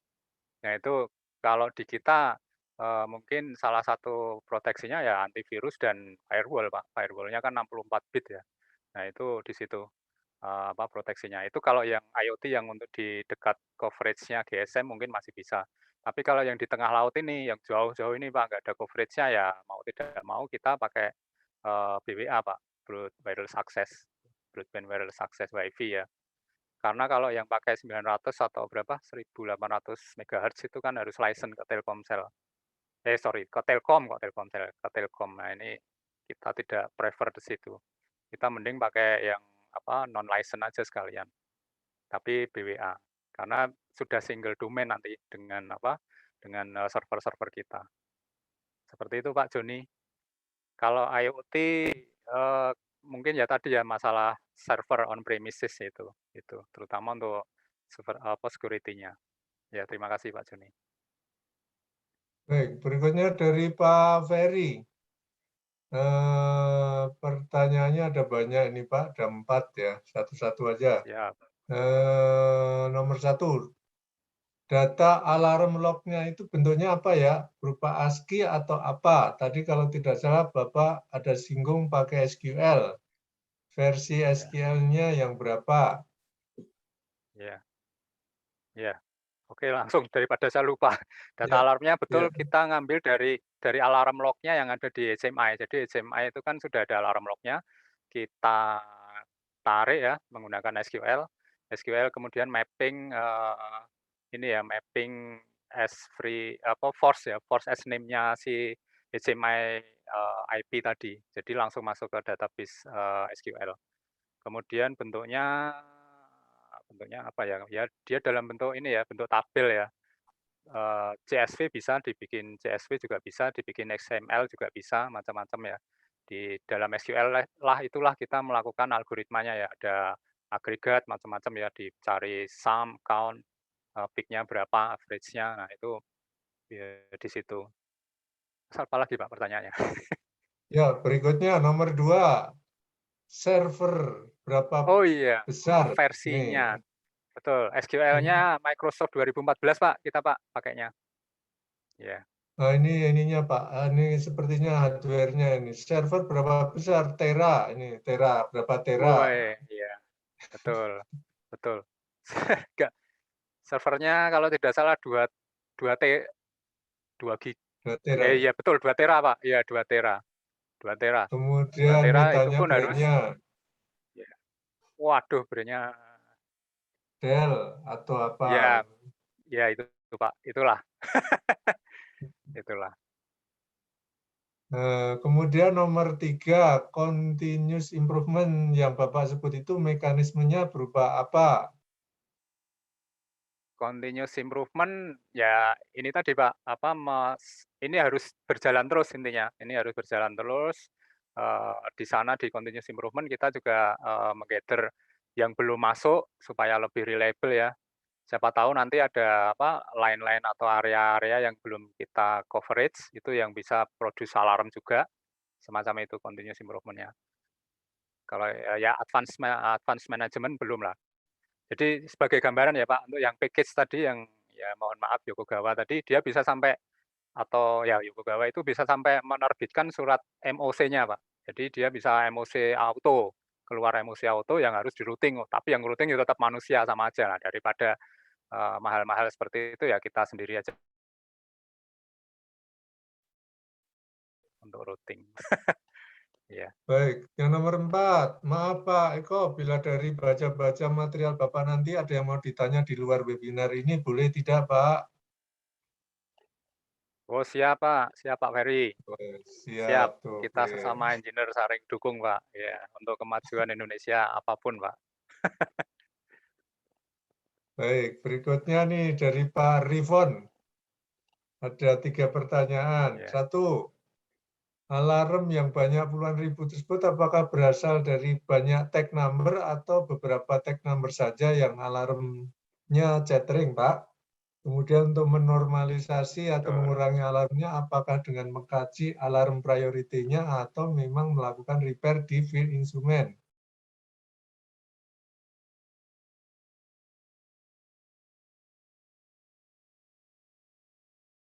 Wah, macet lagi nih.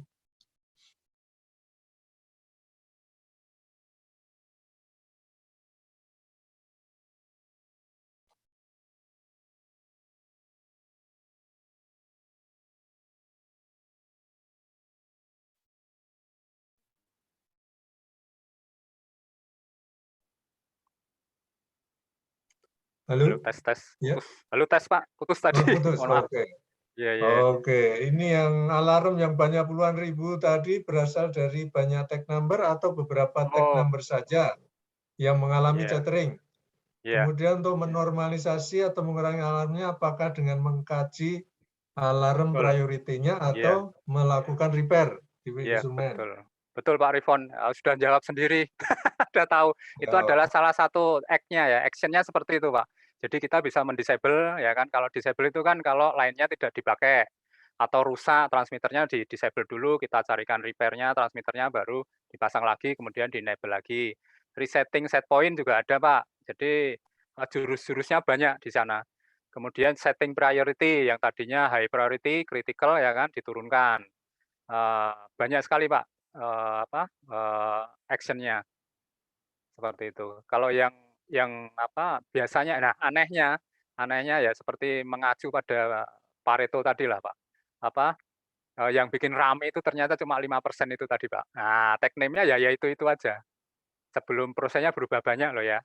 Mungkin dalam setahun itu ya itu, kalau biasanya kita kalau sekali, melakukan AOA itu 6 bulan itu, AOA selanjutnya itu, menemukan nggak banyak juga Pak alarmnya. Gitu, kecuali ada penambahan line baru. Nah, itu baru nanti emit alarm yang lain lagi, karena secara proses dia juga sudah berubah, Pak. Ya, semoga menjawab Pak baik. Rifon. Ya. Nomor 2, apakah teleola dapat mengantisipasi ketika terjadi flooding alarm pada Ya, satu betul, waktu hanya muncul live alarm yang sangat kritikal? betul. Nah, itu makanya kalau flooding sejak awal kan memang kita tangani ya, Pak, memang kita kurangi. Tapi kalau yang baru-baru kita mengandalkan pada ini, Pak, pada color code ya, misalnya color code. Kalau flooding misalnya dari device yang kurang sensitif atau kurang high priority, dia kan warnanya oranye atau kuning aja. Tapi kalau begitu muncul yang merah, ya makanya operator di sini tetap harus, waspada di situ.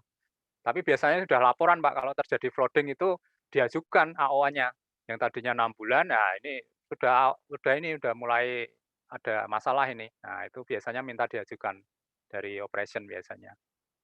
Ya semoga menjawab Pak. Baik, berikutnya nomor 3. Bagaimana kiat dalam memaintain cycle AMS pada sistem ini, Pak? Iya. Niat Pak, kita kan kalau di BUMN ada akhlak ya harus amanah Pak, ya udah dikasih penugasan ya kita lakukan terus Pak. Nah itu kita harus niat dulu, makanya susah kalau mau dibawa keluar ya kan ke vendor, nah vendornya nanti ya kalau masih ada beberapa yang tutup Pak vendornya. Dulu pernah punya produk alarm management ini akhirnya tutup.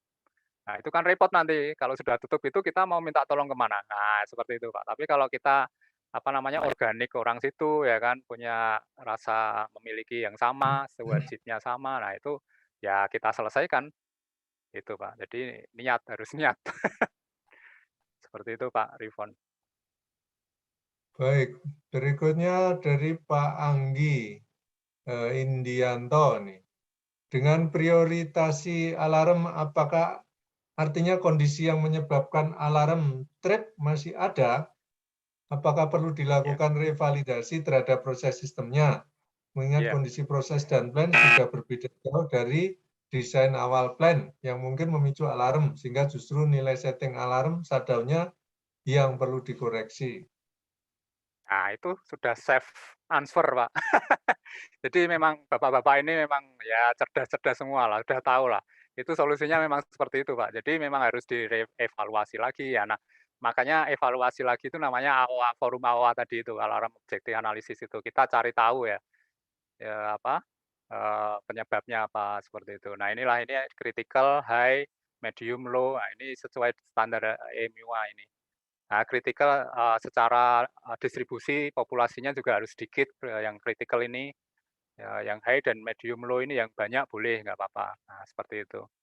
Nah, caranya sekarang ini saya kasih bocoran ini, cara-cara jadi waktu take action ya, take action itu seperti ini, kita ada 3 template ya, yang paling banyak di PHKT itu ini, HMI-nya, ada Wonderware, kemudian ada apa, FTView yang tengah ini, kemudian yang bawah ini adalah DCS ini, DCS-nya Honeywell, ya Honeywell, betul. Kalau Wonderware ya ini dimainkan di sini, ada low, low, high, nah ini ada priority-nya di sini. Nah, deadband-nya juga bisa dimainkan di sini, nah, seperti itu, Pak. Kalau yang apa, yang FTView di alarmnya dimainkan di sini. High-nya berapa, ini kalau perubahan set point. Nah, ini adalah trik-triknya ya yang kita lakukan beneran di lapangan. Jadi action-nya ya seperti tadi ya disebutkan Pak Rifon tadi ya, prioritisasinya dimainkan, set point-nya dimainkan, enable, disable, deadband-nya juga dimainkan, diberi timer, delay time, filter juga bisa. Nah, seperti itu Pak. Ya, ini Baik, kiat-kiatnya. berikutnya dari Pak Kunto. Apakah Wah, ada ini standar? rekan kerja saya yang ikut mengerjakan ini, Pak. Oh ya, ini Pak apakah Kunto ada ini. standar schedule untuk reduce alarm per tahunnya? Itu pertanyaan nomor 1. Iya. Ya itulah, Mas Kunto udah tahu jawabannya. Itu tergantung ini ya, tergantung, kemauan kita ya. Kalau dijadwalkan kan 6 bulan tadi, tapi kalau pengen maju ya enggak apa-apa juga kita. Asal ada apa, kita nggak sedang ini kan sebenarnya, kerja tambahan Pak kita ini untuk mengerjakan alarm manajemen itu sebenarnya bukan job kita ya, tapi penugasan dari atasan kita. Jadi ya anytime lah kita bantu. Ya semoga menjawab Mas Kunto. Sukses Mas Kunto. Baik, ini masih ada pertanyaan kedua nih dari Pak Kunto nih. Berapa banyak alarm yang biasanya digunakan sebagai bahan evaluasi? Berapa banyak tag name lah ya, mungkin tag name-nya ya, tag name alarm Ya, itu kalau per HCMI kita bisa kalau sekarang desain HCMI-nya kita ini maksimal 1.000 Pak, nggak boleh banyak-banyak. Jadi alarmnya ya, alarm itu kan kalau tag name beranak 4 Pak, ini kan ada low, low low, high high high, jadi 4 ini. Jadi 4.000 alarm nanti bisa bisa memunculkan anakannya ini 4.000 alarm. Itu tuh satu HCMI ya, jadi itulah yang akan kita manage nanti. Kira-kira lah ya ini, rule of thumb-nya seperti itu, Pak. Ya, terima kasih Mas Kunto. baik, berikutnya dari Pak Indro. Ya, siap. Apakah sistem manajemen alarm mengacu ke ISA 18.02? Betul, ya memang itu salah satunya standarnya, Pak. 18.2 EMIWA dan API 1167. Ya. Baik, berikutnya dari Pak Sutekno. Izin bertanya, bagaimana cara mengecek ground fault pada alarm sistem yang terkoneksi ke transformer untuk menghindari pabrik trip? Waduh, ini elektrik ini, Pak, pertanyaannya. Ground fault ya, weh. Ya mungkin nambah device lah ya, device untuk ground fault, alarm ya, atau device ya, ada kan ya. Itu yang baru di-tie-in ke sistem apa namanya, alarm management ini atau telolet ini. Jadi device-nya harus ada dulu, Pak. Jadi sensor itu pengetahuan tentang sensor atau transmitter yang paling cocok apa, itu, eee, di situ. Iya, Baik, berikutnya dari nama HP-nya ini, Pak iya. Vivo ini. Apakah alarm ini bisa mendeteksi indikasi terjadinya blowout? Oh bisa, makanya tadi kan ya prediksi lah Pak, bukan ya memprediksi bisa ya. Blowout mungkin ya di SDV tadi ya Pak. Nah ini kita kasih contoh ini, misalnya blowout ini kan ada pressure Pak, di pressure ini kalau apa, di wellhead ya, ini sumur ya. Satu sumur ini tipikal seperti ini, kita ada, proteksi sebenarnya ada di sini ada PSV macam-macam. Nah, itu bisa diprediksi Pak, misal kita ada transmitter pressure di sini, atau dari flow. Nah, dari flow ini bisa juga Pak. Nah, banyak Pak caranya. Fire juga bisa, fire kan sensornya kalau di lapangan paling pakai fusible ya, fusible plug, meleleh ya, timah meleleh pada temperatur berapa, 60 degree Celsius misalnya. Nah, itu untuk tripping apa namanya, downhole valve, nah itu bisa, seperti itu Pak. Pak Pak siapa tadi, Pak Baik, Vigo ya? Ya, berikutnya dari Ibu Herawati Yusuf. Pada ya sistem siap. ini dipasang anti petir dan grounding pada sistem komunikasinya ya? Atau ada yang lain? Mohon penjelasannya. Oh iya, kalau, apa, search arrester ya, kita kalau bilang search arrester pasti itu standar, Pak. Jadi semua device kita harus ada search arrester-nya, karena kalau di laut ini kan tahu sendiri, ini sering kesambar petir ini. Ya dia untungnya kalau di laut itu karena ini air ya, jadi mungkin resistannya kecil sekali, jadi ya jarang lah yang kena, apa namanya, kena transmitter seperti itu. Tapi kita tetap, proteksi menggunakan search arrester di tiap transmitter kita, Pak. Bu ya, tadi Bu Hera, ya. Ya, Bu Terima kasih Bu Herawati. Hera. Ya siap. Kemudian dari Pak Haris Ontowiryo nih, kalau di laut ini link komunikasinya menggunakan apa? Ini apakah satelit atau radio atau yang lain? Ya terima kasih Pak Haris. Kita pakai radio Pak Haris, radio, BWA ya. Jadi, yang license Pak. Kita masih on premise, jadi ya cycle di situ sendiri. Mohon maaf kalau sebut vendornya pakai Arta Pak. Kita pakai Arta. Jadi, apa, leasing lah ya, kita sewa, biar mereka yang menangani gitu. Karena kerjaan kita yang lain banyak juga. Ya terima kasih Pak Haris. Baik, berikutnya dari Pak Wahid. Wah Strategi ini apa yang akan diterapkan untuk menyelaraskan berbagai macam tipe, protokol, dan brand yang dipakai saat ini dan sistem yang akan atau sudah obsolete?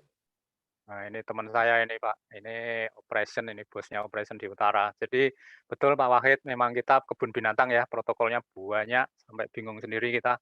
Ya untuk, device-device yang baru mulai kita tertibkan. Makanya telolet ini kan kayak tantip dia, menertibkan gitu kan. Yang HMI-nya juga nggak boleh bikin apa, alarm di check mark semua, nggak boleh banyak-banyak bikin alarm, yang benar-benar apa, kritikal saja. Nah itu di awal sudah kita tertibkan. Jadi itu strateginya kita, apalagi kita ini kan lagi banyak drilling ya, di utara juga banyak, di STA ada, kemudian di mana, ya di STA ya, yang onshore nggak ada kita. Nah itu apa, yang di selatan ini lumayan juga, itu kan, strateginya karena kita masih kosong dan satu level tadi Pak, apa, yang di level, IT, kalau, kita kan sebenarnya OT ya, Operation Technology ya, kalau yang mulai level 4 itu kan IT. Itu ya kita membenahi dulu OT-nya yang belum ada ini masih air gap, ya kita desainkan seperti telemetri ini Pak. Jadi kalau ada project drilling, kita nunutkan di sini, kita numpangkan di sini, device-device. Dan manajemen juga, karena manajemen juga require Pak, apa, memerlukan setelah drilling itu produksinya berapa gitu, pengen cepat tahu.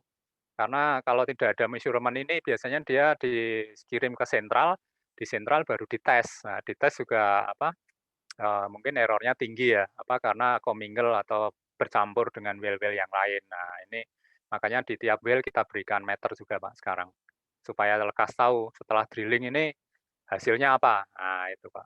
Supaya nanti siapa tahu ini kan drilling kadang kan planning sampai 5 drillingnya, tapi satu dulu, nyicil dulu. Ini yang satu zone ini bagus nggak hasilnya? Kalau bagus confident manajemen, akhirnya ya sudahlah kita beri flow meter semacam ini. Akhirnya, oh ternyata bagus, lanjut, gitu Pak. Ya terima kasih Mas Wahid, salam sehat selalu di utara. Baik, pertanyaan nomor 2 masih ada nih Pak. Bagaimana dengan cyber security untuk sistem yang ada saat ini dan ke depannya dengan perkembangan ICT ke depan? Ya, ini ICT timnya sekarang under saya ini. Jadi dulunya ada tersendiri Pak, sekarang under ICS. Jadi saya punya anggota yang khusus untuk ICT untuk development ini juga. Jadi ya sudahlah. Kalau untuk cyber security ya kita encryption lah, encryption kemudian tadi pakai firewall ya, jelas pakai firewall. Kemudian kita server juga masih on premise, masih sendiri. Makanya kemarin waktu ada vendor menawarkan untuk menggunakan server mereka, kita masih menolak, Pak. Karena kita takut juga nanti kejadian seperti di Arab Saudi itu yang refinery dihack itu kejadian juga di tempat kami. Seperti itu, Pak. Ya, terima kasih, Baik, Mas. berikutnya dari Pak Haris Ontowiryo lagi. Apakah IEC 62443 cuma untuk jaringan lokal saja? Apa tadi, Pak? Maaf, Pak. Ini standar ini ya, IEC 62443. Wah, ini saya kurang familiar ini, Pak. Belum baca-baca, Pak. Mohon maaf ini, Pak. Kalau saya biasanya 61131, Pak, PLC biasanya yang saya baca IEC-nya. Kemungkinan ini kurang tahu saya, Pak. Mungkin kurang berapa ya, kurang tambahan wawasan terus terang, Pak, saya, Pak, kalau untuk yang standar IEC 62 ini. Oke, berikutnya Pak Ferry ini. Nanti kontak Pak Eko, email atau lainnya boleh ya Pak? Terima kasih. Siap, Pak Ferry. Silahkan kita discuss, Pak. Ya.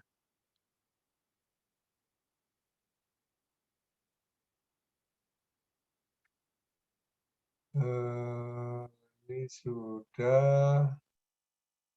Oh, ini pertanyaan di chat sudah habis. Apakah masih ada pertanyaan yang lainnya? Mau disampaikan langsung? Boleh juga. Pak Edi, izin Pak Edi. Ya, silakan. Paul Wijaya, Mas Eko. Siap. IEC 62443 itu gantikan ISA 99 untuk security. Oh, cyber security ya. Oke. Jadi ISA 99 itu sekarang diganti IEC 62443. Oh, itu. Pada dasarnya protokol biasalah, protokol ICT itu. Iya. Betul. Nah, kalau ISA saya agak familiar karena saya anggota ISA. Iya, kita udah sering diganti pakai sekarang. ISA 100. Kalau ISA 100 kan untuk wireless ya. Nah, itu kurang laku juga sekarang. Iya. Itu aja Pak Edi, terima kasih. Terima kasih. Oh iya, Paul. terima kasih Pak Paul Wijaya. Ini ada pertanyaan dari Ibu ya, ini ya, Bu Atuti Aryadi. Pak, bisa share nomor Pak Eko untuk discuss di luar Zoom meeting? Wah, ini mau dapat proyek ini Pak Eko. Wah, ini bahaya ini. Enggak apa-apa. Silakan. Ini saya show lagi ini. Sorry. Nah, ini nomor saya. Jadi, hobi saya naik gunung ini di atap Jawa. Ini bersama adik saya yang almarhum kemarin bulan bulan April ini BPPT. Ini 2 teman saya ini. Kita naik gunung pakai coverall, Pak. Jadi pakai waktu itu masih Chevron ya 2013 atau ya sekitar itulah tahun-tahun itu. Nah, ini di rumah saya juga install solar cell, Pak, solar panelnya. Jadi memang ya ini Pak, semangatnya renewable kita. Ya mungkin migas juga mungkin sudah sudah taraf ini senja mungkin ya. Kita juga kurang tahu juga. Baik, masih adakah pertanyaan? Bisa disampaikan langsung?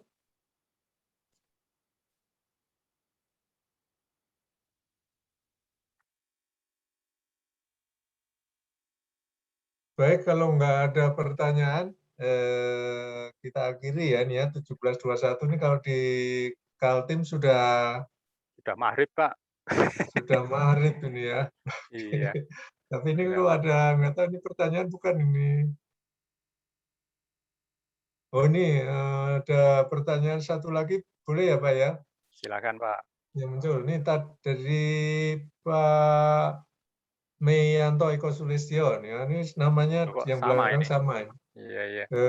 Tadi server dikelola sendiri dari infrastrukturnya, PC server, apakah termasuk jaringan komputernya? Software dibangun sendiri. Iya, betul Pak. Kita bangun sendiri Pak akhirnya Pak. Jadi kan jaringan ada 2 ya Pak, bisnis dan proses kontrol. Nah, yang proses kontrol ini yang kita scope kita. Jadi yang HCMI, kemudian yang server untuk alarm, server untuk proses information itu kita tangani sendiri Pak. Server yang keluar juga yang ke SKK Migas itu ada namanya SOT, SOT server itu kita tangani juga. Iya. Ya tentunya ada inilah ya, mitra kerja juga Pak di kita. Ya. Baik, kalau tidak ada pertanyaan lagi, kita akhiri acara kita pada sore hari ini. Sekali lagi, saya atas nama BK Teknik Fisika mengucapkan terima kasih kepada Pak Eko Sulistyo yang tetap bersemangat ini kan untuk berbagi. Siap, Pak.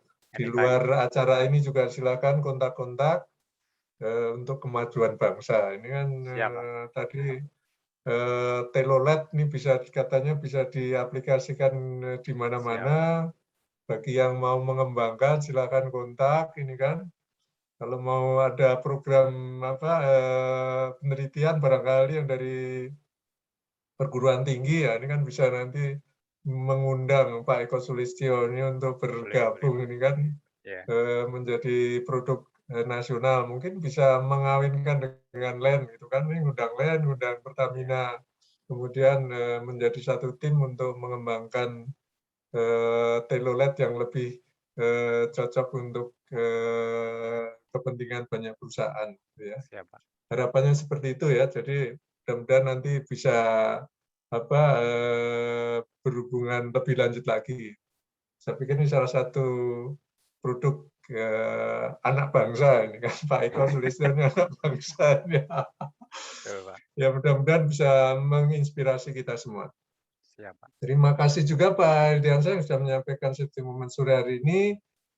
Terima kasih pada ibu-ibu dan bapak-bapak yang sudah bergabung di acara sore hari ini. Kita lanjut besok sore acaranya dengan IoT ya, yang akan disampaikan oleh Pak Trisna, Mas Trisna Hakiki, IT engineer tapi di lingkungan tentara. Ini kan di Kodam 3 Siliwangi. Kita dengarkan, bagi yang tertarik silakan bergabung besok sore.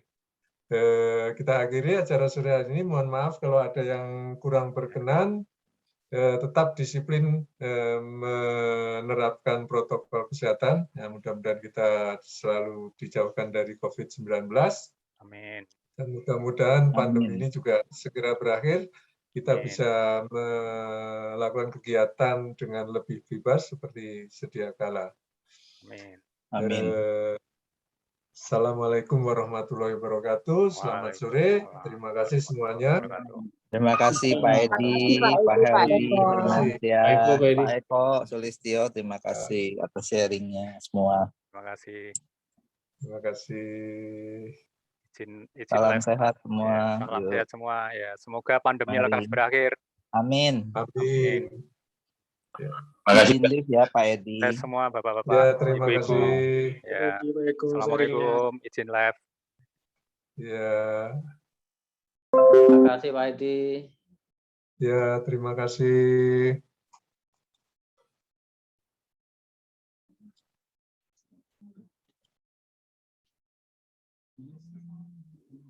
Terima kasih Pak. Ya, terima kasih Pak Asad, Pak Joko. Assalamualaikum. Waalaikumsalam. Ya, terima kasih. Terima kasih Pak Edi. Mohon izin live sekaligus. Ya, terima kasih Pak Rudi. Sampai ketemu besok sore. Ya. Ya Pak Joko.